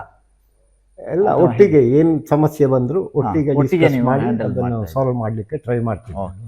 ಸೊ ಈಗ ಇವತ್ತಿನ ದಿವಸಕ್ಕೆ ನಿಮ್ಮ ಮಕ್ಕಳು ನೋಡ್ಕೊಳ್ತಾ ಇದ್ದಾರಾ, ನೀವು ನೋಡ್ಕೊಳ್ತಾ ಇದ್ದೀರಾ? ಇವತ್ತಿನ ದಿವಸಕ್ಕೆ ಈಗ ಪೂರ್ತಿ ಮಕ್ಕಳೇ ನೋಡ್ತಾರೆ. ನಿಮ್ಗೆ ಎಷ್ಟು ಜನ ಮಕ್ಕಳು ನಿಮ್ಗೆ? 3 ಮಂದಿ ಮಕ್ಕಳು. ಅದೇ ಗಂಡಸು ಮತ್ತೆ ದೊಡ್ಡವಳು ಮಗಳು ಪೂರ್ಣಿಮಾ, ಅವರು ಇಲ್ಲಿಯೇ ಊರಿನ ನಾರಾಯಣ ಗೋರೆಯವರ ಮಗ ಸತೀಶ್ ಗೋರೆ ಅವರಿಗೆ ಕೊಟ್ಟದ್ದು. ಓಕೆ. ಅವರು ನಮಗೆ ತುಂಬಾ ಹೆಲ್ಪ್ ಮಾಡಿದ್ದಾರೆ, ಫೈನಾನ್ಷಿಯಲ್ ಹೆಲ್ಪ್ ಮಾಡಿದ್ದಾರೆ ಫ್ಯಾಕ್ಟ್ರಿ ಬೆಳೀಲಿಕ್ಕೆ. ಅವರ ಸಹಕಾರ ಮರೀಲಿಕ್ಕೆ ಅಷ್ಟು ಹೆಲ್ಪ್ ಮಾಡಿದ್ದಾರೆ. ನೀವು ಎಲ್ಲರೂ ಒಟ್ಟಾಗಿ ಒಂದು ಇದನ್ನು ಈ ಸಂಸ್ಥೆಯನ್ನ ಬೆಳೆಸಿದ್ದೀರಿ ಅಂತ. ಮತ್ತೆ ಇಬ್ರು ಗಂಡು ಮಕ್ಕಳು. ಇಬ್ರು ಗಂಡು ಮಕ್ಕಳು. ಅವರು ಇಬ್ರು ಕೂಡ ನಿಮ್ಮೊಟ್ಟಿಗೆ ಇದೇ ವ್ಯವಹಾರದಲ್ಲಿ ಇದ್ದಾರಾ ಅಥವಾ ಇನ್ ಬೇರೆ ಇದ್ರಲ್ಲಿ ಇದ್ದಾರಾ? ಇಬ್ರು ಇದ್ರಲ್ಲೇ ಇದ್ದಾರೆ. ಇಬ್ರು ಮಕ್ಕಳು ಕೂಡ? ಹೌದು. ಸಣ್ಣ ಮಗ ಬೆಂಗಳೂರಲ್ಲಿ MBA ಮಾಡಿ ಜಾಬ್ ಮಾಡಿದ್ದ 2 ವರ್ಷ. ಹಾ, ಓಕೆ. ಒಂದು ಅಮೆರಿಕನ್ ಕಂಪನಿಯಲ್ಲಿ SSGA ಅಂತ. ಓಕೆ. ಆಮೇಲೆ ಅಲ್ಲಿ ಅವನಿಗೆ ಏನೋ ಅದು ಸರಿ ಬೀಳಲಿಲ್ಲ. ಯಾಕಂದ್ರೆ ಹೆಚ್ಚಿನ ಕಡೆಗಳಲ್ಲಿ ಟ್ಯಾಲೆಂಟ್ ಇದ್ರು ಪ್ರಮೋಷನ್ ಅದೆಲ್ಲ ಸ್ವಲ್ಪ ಒಳಪಿತೂರಿಗಳು ಇರ್ತವೆ, ಅದು ಅವನಿಗೆ ಸರಿ ಬೀಳಲಿಲ್ಲ. ಹಾಗಾಗಿ ಕೇಳಿದ್ದಾಗಿ ಹಾಗೆ ಅವರು ಕೂಡ ನಿಮ್ಮಲ್ಲಿ ಜಾಯಿನ್ ಆದ್ರು. ಅಂದ್ರೆ ದೇವರ ಮನಸ್ಸಿನಲ್ಲಿ ಇತ್ತು, ನೀವು ಇಡೀ ಫ್ಯಾಮಿಲಿ ಅವರು ಈ ಬಿಸ್ನೆಸ್ ಮಾಡಬೇಕು ಅಂತ. ಅದಕ್ಕೋಸ್ಕರ ಅಂದ್ರೆ ಜಾಬ್ ನಲ್ಲಿ ಇರುವವರಿಗೆ ನಾವು ಎಲ್ಲಾ ಸಮಸ್ಯೆಗಳನ್ನು ಬಿಡಿಸಿ ಹೇಳ್ಬೇಕು. ಒಟ್ಟಿಗಿರ್ಬೇಕಿದ್ರೆ ಅಭಿಪ್ರಾಯ ಭೇದ ಚರ್ಚೆಗಳು ಬರುವ ಸಾಧ್ಯತೆ ಇರುತ್ತೆ. ಎಲ್ಲವನ್ನು ಎದುರಿಸಲಿಕ್ಕೆ ರೆಡಿ ಇದೆಯಾ ನೀನು? ನಾನು ಸ್ಪಷ್ಟವಾಗಿ ಕೇಳಿದ್ದೇನೆ, ನಾಳೆ ಸಮಸ್ಯೆ ಆಗ್ಬಾರ್ದು, ನಾನು ಇದ್ದ ಜಾಬ್ ಬಿಟ್ಟು ಬಂದು ಇಲ್ಲಿ ಸಮಸ್ಯೆಯಲ್ಲಿ ಸಿಕ್ಕೊಂಡೆ ಇಲ್ಲ, ನಾನು ಹಾಗೆ ಏನು ಇದು ಮಾಡೋದಿಲ್ಲ. ಹೌದಪ್ಪ, ಅಂದ್ರೆ ಅವರು ಅದನ್ನು ಮೆಂಟಲಿ ಅವರು ರೆಡಿಯಾಗಿ ಬಂದಿದ್ದಾರೆ ಇಬ್ರು ಮಕ್ಕಳು. ಸೊ ಈಗ ನಿಮ್ದು ಟೋಟಲ್ ಎಷ್ಟು ಫರ್ಮ್ ಇದೆ? ನಮ್ದು 2 ಫರ್ಮ್ ಇದೆ. ಅದರಲ್ಲಿ ಯಾವ್ದು ಬಿಸ್ನೆಸ್ ಆಗ್ತದೆ? ಒಂದು ಮೈನ್ ಪ್ರಕೃತಿ ಸ್ಟೋನ್ ಕ್ರಾಫ್ಟ್ ಅಂತ, ಅದರ ಮುಖಾಂತರ ನಾವು ಶಿಲಾಮಯ ದೇವಸ್ಥಾನಗಳನ್ನು ನಿರ್ಮಿತಿ ಮಾಡುವ ಕೆಲಸ. ಆಮೇಲೆ ಮೆಷಿನ್ಗಳು ಜಾಸ್ತಿ ಆದಮೇಲೆ ಕೆಲಸಗಳು ಜಾಸ್ತಿ ಬರ್ಲಿಕ್ಕೆ ಶುರು ಆಯಿತು. ಆಮೇಲೆ ಅದನ್ನೇ ಕಂಟಿನ್ಯೂ ಮಾಡಲಿಕ್ಕೆ ಶುರು ಮಾಡಿದ್ದೆ. ಆಮೇಲೆ ಅದಕ್ಕೆ ಪೂರಕವಾಗಿ ಇನ್ನೊಂದು ಫರ್ಮ್ ಮಾಡಿದ್ದೆವು, ಪಾಟಕ್ ಸ್ಟೋನ್ ಟೆಕ್ ಅಂತ. ಓಕೆ. ಈಗ ಅದರ ಮುಖಾಂತರನೂ ಉತ್ಪಾದನೆ ಮಾಡ್ತಾ ಇದ್ದೀವಿ. ಸೊ ಇನ್ನು ನೆಕ್ಸ್ಟ್ ಮುಂದಿನ ನಿಮ್ಮ ಇದನ್ನು ಹೇಗೆ ಇವರು ಆ ದೊಡ್ಡ ಲೆವೆಲ್ಗೆ ಕೊಂಡೋದ್ರು, ಹೇಗೆ ಕ್ವಾರಿ ಮಾಡಿದ್ರು ಅಂತ ನಿಮ್ಮ ಮಗನ ಹತ್ರ ಕೇಳುವ. ಅವರು ಇನ್ನು ಇದ್ರ ಬಗ್ಗೆ ಸ್ವಲ್ಪ ಹೇಳ್ತಾರೆ. ಇದರ ಮೊದಲು ಒಂದು ನಾನು ವಿಷಯ ನೀವು ನಿಮ್ಗೆ ಹೇಳಿಕೆ ಹೇಳಿ. ಇದು ಕಲ್ಲು ಕಟ್ಟಿಂಗ್ ಆಗುವಾಗ ಕಲ್ಲಿನ ಪುಡಿ ಸಿಕ್ಕಾಪಟ್ಟೆ ಜಮೆ ಆಗುತ್ತೆ, ಲೋಡು ಗಟ್ಟಲೆ. ಅದನ್ನು ಡಂಪ್ ಮಾಡ್ಲಿಕ್ಕೆ ಎಲ್ಲೂ ಆಗೋದಿಲ್ಲ. ಅಂದ್ರೆ ಈ ಸ್ಲರಿ ತರ? ಹೌದು, ಸ್ಲರಿ. ಹೌದು. ಓಕೆ. ಅದು ಬೇರೆ ಯಾವುದಕ್ಕೂ ಯೂಸ್ ಆಗೋದಿಲ್ಲ. ಅದನ್ನು ರೋಡ್ ಸೈಡ್ ಹಾಕುವ ಹಾಗಿಲ್ಲ. ಅಂತ ಸಮಸ್ಯೆಗೆ ನಾವು ಒಂದು ಸಿವಿಲೈಟ್ ಸರ್ವಿಸ್ ಅಂತ ಬೆಂಗಳೂರಲ್ಲಿ ಸಂಸ್ಥೆ ಇತ್ತು, ಅಲ್ಲಿಗೆ ಸ್ಲರಿಯನ್ನು ಕಳಿಸಿ ಸ್ಯಾಂಪಲ್ ಹೊಲೋ ಬ್ರಿಕ್ಸ್ ಮಾಡಿದರೆ ಹೇಗೆ ಗಟ್ಟಿ ಬರುತ್ತೋ, ಕ್ವಾಲಿಟಿ ಹೇಗೆ ಬರುತ್ತೆ, ಅವರ ಕೈಯಲ್ಲಿ ಟೆಸ್ಟ್ ಮಾಡಿಸಿ ರೆಡಿ ಮಾಡಿಸಿ ರಿಪೋರ್ಟ್ ತರಿಸಿ ಒಳ್ಳೆ ಕ್ವಾಲಿಟಿ ಬರುತ್ತೆ. ಈ ಗ್ರಾನೈಟ್ ಪುಡಿಯಲ್ಲಿ ಸಿಮೆಂಟೇಶಿಯಾ ಪ್ರಾಪರ್ಟಿ ಜಾಸ್ತಿ ಉಂಟು, ಹಾಗಾಗಿ ಗಟ್ಟಿನೆಸ್ ಕ್ರಿಯೇಟ್ ಮಾಡಲಿಕ್ಕೆ ಒಳ್ಳೆಯದು. ಅವರು ರಿಪೋರ್ಟ್ ಕೊಟ್ಟರು, ಅದರ ಪ್ರಕಾರ ಆ ಮಿಕ್ಸಿಂಗ್ನಲ್ಲಿ ನಾವು ಇಲ್ಲಿ ಹೊಲೋ ಬ್ರಿಕ್ಸ್ ಯೂನಿಟ್ ಮಾಡಿದ್ದೇವೆ. ಹಾಗಾಗಿ ಪೂರ್ತಿ ನಮಗೆ ಅಂದರೆ ಸಾಮಾನ್ಯ 3 ತಿಂಗಳಿಗೆ ಒಂದು 15ರಿಂದ 20 ಲೋಡು ಪುಡಿ ಜಮೆ ಆಗ್ತಿತ್ತು ಅಷ್ಟು. ಓಕೆ. ಸ್ಲರಿ ಟ್ಯಾಂಕೆ ನಮ್ಮದು 30 ಫೀಟ್ 20 ಫೀಟ್ ಉಂಟು, 8 ಫೀಟ್ ಡೆಪ್ತ್. ಅದು ಸಾಮಾನ್ಯ 2.5-3 ತಿಂಗಳಲ್ಲಿ ಫುಲ್ ಆಗ್ತದೆ. 10-15 ಲೋಡು ಇದು ಜಮೆ ಆಗ್ತದೆ ಹೊಲೋ ಬ್ಲಾಕ್ಸ್. ಈಗ ಅದು ಮಾಡಿ ಅದಕ್ಕೆ ಒಳ್ಳೆ ಡಿಮಾಂಡ್ ಉಂಟಾ ಈಗ ಬ್ಲಾಕ್ಸಿಗೆ? ಒಳ್ಳೆ ಡಿಮಾಂಡ್. ನಮ್ಮ ಹೊಲೋ ಬ್ರಿಕ್ಸಿಗೆ ಡಿಮಾಂಡ್ ಇದ್ದಷ್ಟು ಬೇರೆ ಯಾರ್ದಕ್ಕೂ ಇಲ್ಲ. ಅವರು ಮೇಲಿನಿಂದ ಎಸ್ದು ಎಲ್ಲ ಟೆಸ್ಟ್ ಮಾಡಿ ನೋಡಿದ್ದಾರೆ, ಒಡೆದು ಹೋಗೋದಿಲ್ಲ. ಗಟ್ಟಿ ಅಂದ್ರೆ ಕಲ್ಲಿನ ಗಟ್ಟಿ. ಮೇಸ್ತ್ರಿಗಳು ಕೆಲಸ ಮಾಡೋರು ಇದ್ರ ಬಗ್ಗೆ ಹೇಳ್ತಾರೆ. ನಿಮ್ಗೆ ಇದೊಂದು ಅಂದ್ರೆ ಸೈಡ್ ಬಿಸ್ನೆಸ್ ಕಸದಿಂದ ರಸ ಅಂತ. ಹೌದು, ಕಸದಿಂದ ರಸ ಇದು ದೊಡ್ಡ ಸಮಸ್ಯೆ. ಆ ಸ್ಲರಿಯನ್ನು ಹೇಗೆ ಇದು ಮಾಡೋದು, ಡಿಸ್ಪೋಸ್ ಮಾಡೋದು ಅಂತ. ಸೊ ಅದಕ್ಕೆ ಒಂದು ಸೊಲ್ಯೂಷನ್ ಕೂಡ ಸಿಕ್ಕಿದ್ದು, ಅರ್ನಿಂಗ್ ಕೂಡ ಆಯ್ತು. ಒಳ್ಳೆ ಡೆವಲಪ್ಮೆಂಟ್. ನಮ್ಮ ಇದು ಯೂನಿಟ್ ನೋಡಿ ಬೆಂಗಳೂರಿಂದ ಒಬ್ಬರು ಪೊಲ್ಯೂಷನ್ ಕಂಟ್ರೋಲ್ ಬೋರ್ಡ್ನವರು ಬಂದಿದ್ರು. ಇದು ನಾನು ಬೇರೆ ಎಲ್ಲೂ ನೋಡಲಿಲ್ಲ. ಇದು ನೀವು ಕರೆಕ್ಟ್ ಇದು ರಿಸರ್ಚ್ ಮಾಡಿದ್ದೀರಿ. ಓಕೆ. ನಿಮ್ದೀಗ ಇದೆಲ್ಲ ಮಾಡುವಾಗ ನಿಮ್ಮ ಸ್ವಲ್ಪ ಕೃಷಿ ಚಟುವಟಿಕೆ ಹಿಂದೆ ಬೀಳಿಲ್ವಾ? ಸ್ವಲ್ಪ ಹಿಂದೆ ಬಿದ್ದಿದೆ ಆವಾಗ. ಸೊ ಅದಕ್ಕೆ ಏನಾದ್ರು ಸಮಸ್ಯೆ ಆಗಲಿಲ್ಲ ನಿಮಗೆ ಫಿನಾನ್ಷಿಯಲಿ? ಅಂದ್ರೆ ಶುರುವಿಗೆ ಈಗ ನಿಮ್ಗೆ ಒಳ್ಳೆ ಅರ್ನಿಂಗ್ ಉಂಟು ಇದ್ರಲ್ಲಿ ಬಿಡಿ. ಆಕ್ಚುಲಿ ಬಿಸ್ನೆಸ್ ಮುಂದೆ ಕೃಷಿ ಉತ್ಪನ್ನ ನೆಗ್ಲಿಜಿಬಲ್. ಹೌದು. ಅದರಲ್ಲಿ ಇಕಾನಮಿಕಲಿ ಇದು ಇಯರ್ಲಿ ರಿಟರ್ನ್ಸ್ ಬರೋದು, ಅದು ಎವ್ರಿ ಡೇ ರಿಟರ್ನ್ಸ್. ಅದೇ ಡಿಫರೆನ್ಸ್ ಬಿಸ್ನೆಸ್ಗೂ ಕೃಷಿ. ಮತ್ತೊಂದು ನಾವು ಕೇಳಬೇಕಾದ್ದೇನೆ ಅಂತ ಹೇಳಿದ್ರೆ, ನಿಮಗೆ ಇದನ್ನು ಮಾಡುವಾಗ ಒಂದು ಟೈಮ್ನಲ್ಲಿ ಎಲ್ಲಿಯಾದರೂ ಇದು ನಮಗೆ ಬೇಡ ಇತ್ತು ಅಂತ ಹೇಳಿ ಅನ್ನುವಂಥದ್ದೊಂದು ಥಾಟ್ ಬಂದಿದೆ? ಅಂದರೆ ಆ ಒಂದು ಕಷ್ಟದ ಸಮಯ, ಇವತ್ತು ನಿದ್ದೆ ಬರುವುದಿಲ್ಲ, ರಾತ್ರಿ ಸಾಲ ಉಂಟು, ಇದನ್ನು ನಾವು ಹೇಗೆ ತೀರಿಸುವುದು, ಸೊ ಅನ್ನುವಂಥ ಒಂದು ಅಂದ್ರೆ ಆ ಟೆನ್ಷನ್ ಇದೊಂದು ಪೀಕ್ ಇರ್ತದೆ. ಯಾವ ಹೌದು. ಬಿಸ್ನೆಸ್ ಕೂಡ ಎಲ್ಲ ಕೂಡಲೇ ಮಾಡಿದ ತಕ್ಷಣ ಸಕ್ಸಸ್ ಆಗುದಿಲ್ಲ, ಅದು ನಮಗೆ ಗೊತ್ತುಂಟು. ಸೊ ಅಂಥದ್ದೇನಾದ್ರೂ ಒಂದು ಸಿಚುವೇಶನ್ ಅಲ್ಲಿ ನೀವು ಬಂದಿದ್ದೀರಾ, ಹೇಗೆ ಅದನ್ನು ಹೇಗೆ handle ಬಂದಿದೆ, ಆದ್ರೆ ನಾನು ಧೈರ್ಯದಿಂದ ಎದುರಿಸಿದ್ದೇನೆ. ತುಂಬಾ ಸಮಸ್ಯೆಗಳು ಬಂದಿದೆ, ಹಾ, ಹಾ. ಆರ್ಥಿಕವಾಗಿ, ಕೆಲವು ಡಿಪಾರ್ಟ್ಮೆಂಟಲ್ ಸಮಸ್ಯೆ, ಹಾ, ಹಾ, ಹಾ. ಎಲ್ಲಾ ಸಮಸ್ಯೆಗಳನ್ನು ಧೈರ್ಯವಾಗಿ ಎದುರಿಸಿದ್ದೀರಿ? ಹಾ, ಎದುರಿಸಿದ್ದೇನೆ. ಹಾ. ಅಂದ್ರೆ ನೀವು ಎದೆಗುಂದಲಿಲ್ಲ, ಅಂದ್ರೆ ನಾಳೆ ಇದಕ್ಕೆ ಏನಾದ್ರೂ ಒಂದು ಸೊಲ್ಯೂಷನ್ ಸಿಗ್ತದೆ ಅನ್ನುವಂಥದ್ದು ಒಂದು ಕಾನ್ಫಿಡೆನ್ಸ್ ಅಲ್ಲಿ ನೀವು ಮುಂದೆ ಹೋಗಿದ್ದೀರಿ. ಓಕೆ. ಸೊ ನಾನು ಪ್ರತಿ ಆಫೀಸಿಗೆ ಹೋದಾಗ ಹಾ. ನನ್ನೊಂದು ಇದು ಅನುಭವದ ಮಾತು, ಹಾ. ಆಫೀಸ್ನಲ್ಲಿ ಯಾವಾಗಲೂ ದೊಡ್ಡ ಮಂದಿಯನ್ನು ಫಸ್ಟಿಗೆ ಕಾಂಟ್ಯಾಕ್ಟೇ ಮಾಡಬಾರ್ದು. ಹಾ, ಹಾ. ನಾವು ಪಿಯೋನಿಂದ ಹಿಡಿದು ಹಾ. ಅವರ ಬಗ್ಗೆ ಮಾಹಿತಿ ಕೇಳಿ ಹಾ. ಯಾರು ಹೇಗೆ, ಆ ಅನುಭವದಿಂದ ಮುಂದಿನದ ಹೆಜ್ಜೆಯನ್ನು ಇಡ್ತಿದ್ದೆ. ಹಾ, ಹಾ. ಹಾಗಾಗಿ ನನಗೆ ಸಾಮಾನ್ಯ ಯಾವುದೇ ಆಫೀಸ್ನಲ್ಲಿ ಹಿನ್ನಡೆ ಆಗಲಿಲ್ಲ. ಹಾ, ಓಕೆ. ನೋಡಿ, ಇದು ಒಂದು ವೀಕ್ಷಕರಿಗೆ ಭಾರಿ ಇಂಪಾರ್ಟೆಂಟ್ ಟಿಪ್ಸ್. ಯಾರಾದ್ರೂ ದೊಡ್ಡ ಬಿಸ್ನೆಸ್ ಮಾಡ್ಲಿಕ್ಕಿದ್ರೆ, ದೊಡ್ಡ ದೊಡ್ಡ ಡಿಪಾರ್ಟ್ಮೆಂಟ್ ಅಲ್ಲಿ ಏನಾದ್ರು ಕೆಲಸ ಆಗ್ಬೇಕಿದ್ರೆ, ನಾವು ಮೂಲದಿಂದ ಹೋಗ್ಬೇಕು, ಕೆಳಗಿನಿಂದ ಡೈರೆಕ್ಟ್ ಮೇಲೆ ಹೋಗುದಲ್ಲ ಅಲ್ವಾ? ಈ ಡ್ರೈವರ್ಗಳು ಅಥವಾ ಪಿಯೋನ್ಗಳು ಅವ್ರ ಹತ್ರ ಹೌದು. ಹೋಗಿ ನನ್ನ ಇದು ನಮ್ಮ ಕೆಲಸ ಆಗ್ತದೆ. ನಮ್ದೊಂದು ಲ್ಯಾಂಡ್ ರಿಫಾರ್ಮ್ಸ್ ಕೇಸ್ ಇತ್ತು, ಹ್ಮ್, ಹ್ಮ್. ವಕೀಲರಿಗೆ ಕೊಟ್ಟಿದ್ದೆ. ಅವರೆಲ್ಲ ನೋಡ್ತಾರೆ, ಹೌದು. ಎಕ್ಸ್ಪೀರಿಯನ್ಸ್ ಅಲ್ವಾ ಅವರು. ಹಾಗೆ ಮಾಡಿ ಅವರ ಈಗ ಕೇಸ್ ಕೊಟ್ಟೆ ನಾನು. ಹ್ಮ್. ಅವರು 3 ವರ್ಷ ಆದರೂ ಅದನ್ನು ಮುಟ್ಲೇ ಇಲ್ಲ. ನಿಮ್ಮ ಫೈಲ್ ಸಿಗ್ಲಿಲ್ಲ ಅಂತ ಇದೇ ಸಬು. ಹ್ಮ್. ಪ್ರತಿ 3 ತಿಂಗಳಿಗೆ ನನಗೆ ಕಾರ್ಡ್ ಬರ್ತಿತ್ತು, 500 ರೂಪಾಯಿ ಕಳಿಸಿಬಿಟ್ರೆ ನಾನು ಓ. ಹುಡುಕಲಿಕ್ಕೆ ವ್ಯವಸ್ಥೆ ಮಾಡಿದ್ದೇನೆ. ಹಾ. ಈಗ 3 ವರ್ಷ ತೆಗೆದ್ರು. ಹಾ, ಹಾ, ಹಾ.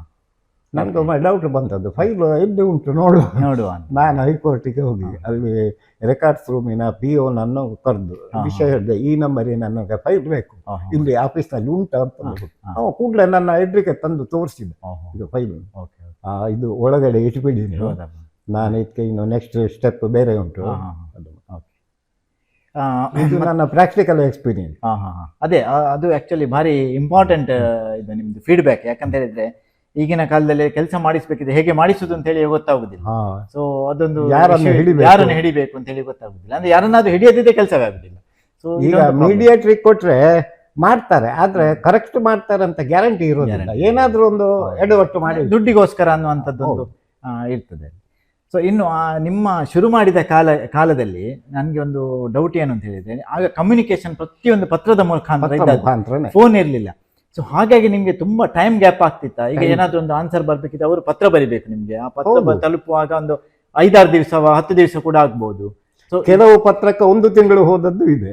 ಸೊ ಆ 1 ತಿಂಗಳು ವೇಸ್ಟ್. Waste. ಅದೇ ಅಂದ್ರೆ ಈಗಿನ ಕಾಲದಲ್ಲಿ ಅದು ಇದೆಲ್ಲ ಸ್ವಲ್ಪ ಫಾಸ್ಟ್ ಆಗ್ತಿತ್ತಾ ಅನ್ನುವಂಥದ್ದು. ಸೊ ಹಾಗೆ ನಿಮ್ಗೆ ಅನ್ನಿಸ್ತದಾ? ಹೌದು, ಈಗಿನ ಕಾಲದಲ್ಲಿ 100% ಫಾಸ್ಟ್ ಫಾಸ್ಟ್ ಆಗ್ತದೆ. ಓಕೆ. ಫ್ಯಾಕ್ಟ್ರಿ ಶುರು ಮಾಡಿದ ಟೈಮ್ನಲ್ಲಿ ಇಲ್ಲಿ ಸಂಪರ್ಕ ವ್ಯವಸ್ಥೆ ಸರಿ ಇರಲಿಲ್ಲ. ಹಾ. ಟೆಲಿಫೋನ್ ಕನೆಕ್ಷನ್ ಎಲ್ಲ ಬಹಳ ಕಡಿಮೆ ಇತ್ತು. ಅಂದ್ರೆ ಲ್ಯಾಂಡ್ ಲೈನ್ ಇದ್ದದ್ದು. ಲ್ಯಾಂಡ್ಲೈನ್ ಆಗ ಎಲ್ಲ ಲ್ಯಾಂಡ್ಲೈನೇ ಇದ್ದದ್ದು. ಹೌದು. ಅದಕ್ಕಾಗಿ ನಾನು ತುಂಬ ಕಡೆ ತಿರುಗಾಡಿ, ಮಂಗಳೂರಿಂದ ಹಿಡಿದು ಹ್ಮ್. ಎಲ್ಲ ಕಡೆ ತಿರುಗಾಡಿ ಇಲ್ಲಿ ಒಂದು ಟೆಲಿಫೋನ್ ಟವರ್ ಆಗುವ ಹಾಗೆ ಪ್ರಯತ್ನ ಮಾಡಿದ್ದೆ. ಅದ್ರ ಪ್ರಕಾರ ಅದು ಟೆಲಿಫೋನ್ ಟವರ್ ಆಯಿತು, ಉದ್ಘಾಟನೆ ಆಯಿತು. ಅದಕ್ಕೆ ನಮ್ಮ ಹಳೆಯ ಮಾಜಿ MP ಗಳಾದ ಶ್ರೀಕಂಠಪ್ಪನವರು ಬಂದು ಉದ್ಘಾಟನೆಯನ್ನು ಮಾಡಿದ್ದಾರೆ. ಆಮೇಲೆ ಇಲ್ಲಿಂದ ಸಂಪರ್ಕ ವ್ಯವಸ್ಥೆ ಸ್ವಲ್ಪ ಇಂಪ್ರೂವ್ ಆಯಿತು. ಹಾಗಾಗಿ ನಮ್ಮ ವ್ಯವಹಾರದ ಕಮ್ಯುನಿಕೇಷನ್ಗೆ ಅದು ಸ್ವಲ್ಪ ಪ್ಲಸ್ ಆಯಿತು. ಓಕೆ. ಅಂದ್ರೆ ಎರಡು ಪ್ರಾಬ್ಲಮ್ಸ್ಗೆ ಸೊಲ್ಯೂಷನ್ ಒಂದೇ ಸೊಲ್ಯೂಷನ್ ಆಯಿತು. ಸೊ ನೀವು ಟವರ್ ಹಾಕಿದ್ರಿಂದ ಒಂದು ಊರಿನವರಿಗೂ ಬೆನಿಫಿಟ್ ಆಯಿತು, ಸೆಕೆಂಡ್ ನಿಮಗೆ ಕಮ್ಯುನಿಕೇಶನ್ಗೆ ಒಳ್ಳೆ ಆಯಿತು, ನಿಮಗೆ ರೆಂಟ್ ಕೂಡ ಬರ್ತಿತ್ತು. ಸೊ ಇದೊಂದು ಎಂತ ಪ್ಯಾಕೇಜ್ ಅಂತ ಹೇಳ್ಬೋದು. ಸೊ ಅಂಥದ್ದೊಂದು ಸೊಲ್ಯೂಷನ್, ಜಾಯಿಂಟ್ ಪ್ಯಾಕೇಜ್. ಸೊ ಅಂಥದ್ದೊಂದು ಸೊಲ್ಯೂಷನ್ ಬಂತು ನಿಮಗೆ. ಸೊ ಇದಿಷ್ಟು ನಾವು ಪಾಂಡುರಂಗ್ ಪಾಠಕ್ರವರ ಹತ್ರ ಒಂದು ಅತಿ ಅಮೂಲ್ಯವಾದ ಸಲಹೆಗಳು ಕೂಡ ಸಿಕ್ಕಿತು ನಮಗೆ, ಮತ್ತು ಅವರದ್ದು ಜರ್ನಿಯ ಒಂದು ಅನುಭವಗಳು ಕೂಡ ಸಿಕ್ಕಿತು. ಈಗ ಅವರ ಮಕ್ಕಳು ಮುಂದುವರಿಸ್ತಾ ಇದ್ದಾರೆ ಈ ಬಿಸ್ನೆಸ್ನಲ್ಲಿ. ಸೊ ಅವರ ಮಗನ ಹತ್ರ ಕೂಡ ನಾವು ಒಂದು ಕೇಳುವ, ಅವರ ಅನುಭವವನ್ನು ಕೂಡ ನಾವು ಒಂದು ಕೇಳ್ತೇವೆ. ನಮಸ್ಕಾರ ಪ್ರದೀಪ್ ಪಾಠಕ್ರವರೇ. ಸೊ ಇಷ್ಟವರೆಗೆ ನಿಮ್ಮ ತಂದೆಯವರ ಒಂದು ಅನುಭವವನ್ನು ನಾವು ಕೇಳಿದೆವು. ಅವರು ನಿಮ್ಮ ಸಂಸ್ಥೆಯ ಒಂದು ಫೌಂಡರ್, ಅಂದರೆ ಫೌಂಡೇಶನ್ ಅಂತ ಹೇಳ್ಬೋದು ನಾವು. ಸೊ ಆ ಫೌಂಡೇಶನ್ ಇಟ್ಟು ಅದನ್ನೊಂದು ಗಟ್ಟಿ ಮಾಡಿ ಇಟ್ಟಿದ್ದಾರೆ. ಸೊ ನೀವು ನಿಮ್ಮ ಎಜುಕೇಷನ್ ಆದಮೇಲೆ ನೀವು ಈಗ ಇದಕ್ಕೆ ಬಂದಿದ್ದೀರಿ, ಅಂದರೆ ನೀವು ಇನ್ನು ಅದನ್ನು ಹೈ ರೈಸ್ ಮಾಡಿದರೆ ಆಯಿತು, ದೊಡ್ಡ ಬಿಲ್ಡಿಂಗ್ ಆಗಿ ಕಟ್ತಾ ಇದ್ದೀರಿ. ಸೊ ನಿಮಗೆ ನಿಮ್ಮ ಎಜುಕೇಷನ್ ಆಗಿ ನೀವು ಇದಕ್ಕೆ ಹೇಗೆ ಇಳಿದ್ರಿ? ಅಂದರೆ ನಿಮಗೆ ಸ್ವಂತ ಒಳಗಿನಿಂದ ಒಂದು ಇಂಟ್ರೆಸ್ಟ್ ಇತ್ತ ಮೊದಲಿಂದ? ಯಾಕಂದರೆ ಅವರೊಟ್ಟಿಗೆ ನೀವು ತಿರುಗಾಡಿ ಅಥವಾ ಅದನ್ನು ನೋಡಿ ಮಾಡ್ತಾ ಇರುವಾಗ ಸೊ ಇಂಟ್ರೆಸ್ಟ್ ಇತ್ತಾ, ಅಥವಾ ನೀವು ತಂದೆಯವರೊಂದು ಹೇಳಿದ್ರು ಅಂತ ಹೇಳಿ ಬಂದ್ರಾ? ಸೊ ಆಗ ನಿಮಗೆ ಮೆಂಟಾಲಿಟಿ ಹೇಗಿತ್ತು ಎಂಟ್ರಿ ಆಗುವಾಗ? ಇಲ್ಲ, ನಮಗೆ ಸಹ ಇದು ಹೊಸ ವಿಷಯವೇ. ಯಾಕಂದ್ರೆ ನಾವು ಹಳ್ಳಿಯಿಂದಲೇ ಪೇಟೆಗೆ ಎಜುಕೇಷನಿಗೆ ಹೋಗ್ತಾ ಇದ್ದವರು. ಬಟ್ ಇಂಥ ವಿಷಯಗಳೆಲ್ಲ ನಮಗೂ ಏನು ಗೊತ್ತಿರಲಿಲ್ಲ. ಇದೊಂದು ಹೊಸ ವಿಷಯ. ಮತ್ತು 96ನೇ ಇಸ್ವಿಯಿಂದ ನಾನು ಫಸ್ಟ್ ಇಯರ್ ಡಿಗ್ರಿಯಲ್ಲಿ ಇರುವಾಗಿದ್ದಿಲ್ಲೇ ತಂದೆಯವರು ಇದರ ಬಗ್ಗೆ ಎಲ್ಲ ತುಂಬ ಓಡಾಟ ಮಾಡಿ ತುಂಬ ಪ್ರಯತ್ನ ಎಲ್ಲ ಮಾಡ್ತಾಯಿದ್ರು. ಹಾಗಾಗಿ ಇನ್ನೊಂದು 3-4 ವರ್ಷದಲ್ಲಿ ನಮ್ಮದು ಇಂಡಸ್ಟ್ರಿ ಎಲ್ಲ ಸ್ಟಾರ್ಟ್ ಆಗ್ಬೋದು ಅನ್ನೋದೆಲ್ಲ ನಮ್ಮದು ಕಾನ್ಸೆಪ್ಟ್ ಇತ್ತು. ಆವಾಗ ಅವರಿಗೆ ಸಪೋರ್ಟಿವ್ ಆಗಿ ನಾವು ನಿಲ್ಲಬೇಕು, ಅದರ ಬಗ್ಗೆ ಮಾಹಿತಿಗಳನ್ನು ನಾವು ಸಹ ತಿಳ್ಕೊಳ್ಬೇಕಂತ ಹೇಳ್ಕೊಂಡು ನಮ್ಮ ರಿಲೇಷನ್ ಅವರ ಒಬ್ಬರದ್ದು ಫ್ಯಾಕ್ಟ್ರಿ ಇತ್ತು, ಸಂಬಂಧ ಫ್ರೆಂಡ್ ಇದು ಒಬ್ಬರದ್ದು ಹುಬ್ಳಿಯಲ್ಲಿ ಫ್ಯಾಕ್ಟ್ರಿ ಇತ್ತು. ಆವಾಗ ನಮ್ಮ ಚಿಕ್ಕಪ್ಪ ಒಬ್ಬರು ರಾಘವೇಂದ್ರ ಪಾಠಕ್ ಅಂತ ಹೇಳ್ಕೊಂಡು ಅವರು ಧಾರವಾಡದಲ್ಲಿ ಇದ್ರು. ಅವರ ಮನೆಯಲ್ಲಿ ನಾವು ಡಿಗ್ರಿಗೆ ಹೋಗುವಾಗ ರಜೆಯಲ್ಲಿ ಅವರ ಮನೆಯಲ್ಲಿ ನಿಂತು ಅಲ್ಲಿಂದ ಆ ಫ್ಯಾಕ್ಟ್ರಿಗೆ ಹೋಗಿ ನಾನು ಟ್ರೈನಿಂಗ್ ತಗೊಳ್ತಿದ್ದೆ. ಪ್ರೊಡಕ್ಷನ್ ಹೇಗೆ ಮಾಡುವಂಥದ್ದು, ಮತ್ತೆ ಅಲ್ಲಿ ವರ್ಕರ್ಸ್ ಅನ್ನೆಲ್ಲ ನಮಗೆ ಇಲ್ಲಿ ಅದರ ಬಗ್ಗೆ ಏನು ಗೊತ್ತಿದ್ದವ್ರು ಯಾರು ಇರಲಿಲ್ಲ. ಸೊ ಫಸ್ಟ್ ನಾವು ನಮ್ಮ ಇಂಡಸ್ಟ್ರಿ ಸ್ಟಾರ್ಟ್ ಆದಾಗ ಅಲ್ಲಿಂದ ನಾನು ಕೆಲಸವರನ್ನು ಕೂಡ ಕರ್ಕೊಂಡು ಬಂದಿದ್ದೆ. ಸೊ ನನಗೆ ಒಂದು 2-3 ವರ್ಷ 96ನೇ ಇಸ್ವಿಯಿಂದ 99 ನಮ್ಮ ಇಂಡಸ್ಟ್ರಿ ಶುರು ಆಗೋದ್ರೊಳಗೆ ನಮ್ದು ಪ್ರೊಡಕ್ಷನ್ ಹೇಗೆ ಮಾಡಬಹುದು, ಮೆಷಿನರಿಗಳನ್ನು ಸ್ವಲ್ಪ ಎಲ್ಲ ನಾನು ನಾಲೆಜ್ ತಗೊಂಡಿದ್ದೆ. ಮತ್ತೆ ವರ್ಕರ್ಸ್ ಅನ್ನು ಕೂಡ ಸೆಟ್ ಮಾಡಿದ್ರಿಂದಾಗಿ ನಮಗೆ ಇನಿಷಿಯಲಿ ಇಲ್ಲಿ ಸ್ಟಾರ್ಟ್ ಮಾಡ್ಲಿಕ್ಕೆ ಏನು ಸಮಸ್ಯೆ ಆಗಲಿಲ್ಲ. ನಾವು ಆ ವರ್ಕರ್ಸ್ ಅನ್ನು ಇಟ್ಕೊಂಡು ನಮ್ಮ ಲೋಕಲ್ ಹುಡುಗರನ್ನ ಟ್ರೈನಿಂಗ್ ಎಲ್ಲ ಮಾಡಿ ತುಂಬಾ ಎಲ್ಲ ಇದು ಮಾಡಿದ್ದೇವೆ. ಡೇ ಅಂಡ್ ನೈಟ್ ರನ್ನಿಂಗ್ ಇತ್ತು, ನಮ್ದು 24 hours ರನ್ನಿಂಗ್ ಇತ್ತು. ಈಗ 99ನೇ ಇಸ್ವಿಯಲ್ಲಿ ಸ್ಟಾರ್ಟ್ ಆದಾಗಿಂದ 2000 ಇಸ್ವಿವರೆಗೆ ನಮ್ಮ ಏನು ಪವರ್ ಇದ್ದು ಏನು ಪ್ರಾಬ್ಲಮ್ ಆಗುವವರೆಗೆ ನಾವು day and night granite cutting polishing ಮಾಡ್ತಿದ್ವು. ಒಳ್ಳೆ ಡಿಮಾಂಡ್ ಕೂಡ ಇತ್ತು. ಅದ್ರ ಜೊತೆಗೆ ನಾನು ನಮ್ದೇ ಸ್ವಂತ ಲೇಯಿಂಗ್ ಟೀಮ್ ಅನ್ನು ಕೂಡ ಇಟ್ಕೊಂಡು ನಾವೇ ಕಾಂಟ್ರಾಕ್ಟ್ ತಗೊಂಡು ನಾವು ಆ ತರ ಮಾಡ್ತಿದ್ವು. ಆಮೇಲೆ ಪವರ್ ಪ್ರಾಬ್ಲಮ್ ಸ್ಟಾರ್ಟ್ ಆದ ನಂತರ ನಮ್ದು ಟೋಟಲ್ ಪ್ರೊಡಕ್ಷನ್ ಇದಾಯ್ತು, ಪ್ರಾಬ್ಲಮ್ ಆಯ್ತು. ಅಂದ್ರೆ ದಿನಕ್ಕೆ ಅದೇ 7 to 8 hours ಮಾತ್ರ 3 phase ಇದ್ದದ್ದು. ಆ ಪ್ರಕಾರ ನಮ್ಗೆ ಆವಾಗ ಏನು ಮಾಡ್ಲಿಕ್ಕೆ ಆಗ್ಲಿಲ್ಲ. ಸೊ ಆ ಟೈಮಲ್ಲಿ ತಂದೆಯವರು ನೆಕ್ಸ್ಟ್ ಏನ್ ಮಾಡಿದ್ರು ಅಂತ ಹೇಳಿದ್ರೆ, ಸ್ವಲ್ಪ ಕಾರ್ಕಳದಲ್ಲಿ ಶಿಲ್ಪಿಗಳನ್ನೆಲ್ಲ ಕಾಂಟ್ಯಾಕ್ಟ್ ಮಾಡಿ ಅವರಿಗೆ ಈ ಟೆಂಪಲ್ ಕನ್ಸ್ಟ್ರಕ್ಷನ್ ನ ವಿಷಯದಲ್ಲಿ ಅವರಿಗೂ ಆಗ ಎಲ್ಲ ಕೈಯಿಂದಲೇ ಕೆಲಸ ಮಾಡಬೇಕಿತ್ತು. ಅವರಿಗೆ ಸ್ವಲ್ಪ ಕಟ್ಟಿಂಗ್ ಎಲ್ಲ ಮಾಡಿ ಕೊಟ್ಟರೆ ಈಸಿ ಆಗ್ತಿತ್ತು ವರ್ಕಿಗೋಸ್ಕರ.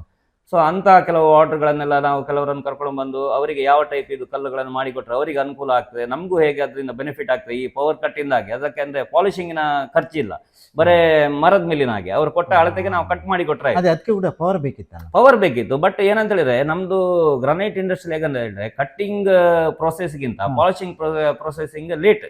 ನಿಮ್ಗೆ ಕಟ್ಟಿಂಗ್ ಫಾಸ್ಟ್ ಆಗ್ತದೆ, ನೀವು ಪಾಲಿಶಿಂಗಿನ ಪ್ರೊಸೆಸ್ಗೆ ತುಂಬಾ ಟೈಮ್ ತಗೊಳ್ಳುತ್ತೆ. ಈಗ ಉದಾಹರಣೆಗೆ 1 ಗಂಟೆಯಲ್ಲಿ ಕಟ್ ಆದ್ರೆ ಅದು 5 ಗಂಟೆ ಬೇಕು ಪಾಲಿಶ್ ಮಾಡ್ಲಿಕ್ಕೆ. ಹೌದು, ಹೌದು.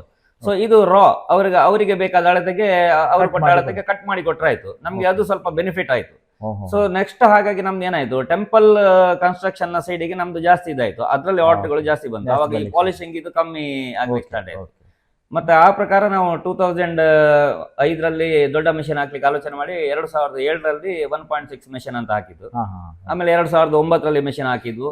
ಮತ್ತೆ 2011ರಲ್ಲಿ ಇಲೆಕ್ಟ್ರಿಕ್ EOT ಕ್ರೇನ್, ಅಂದ್ರೆ ಈ ಕ್ರೇನ್ ಅಲ್ಲೆಲ್ಲ ಕಲ್ಲು ಎತ್ತಲಿಕ್ಕೆಲ್ಲ ಬಾರಿ ಕಷ್ಟ.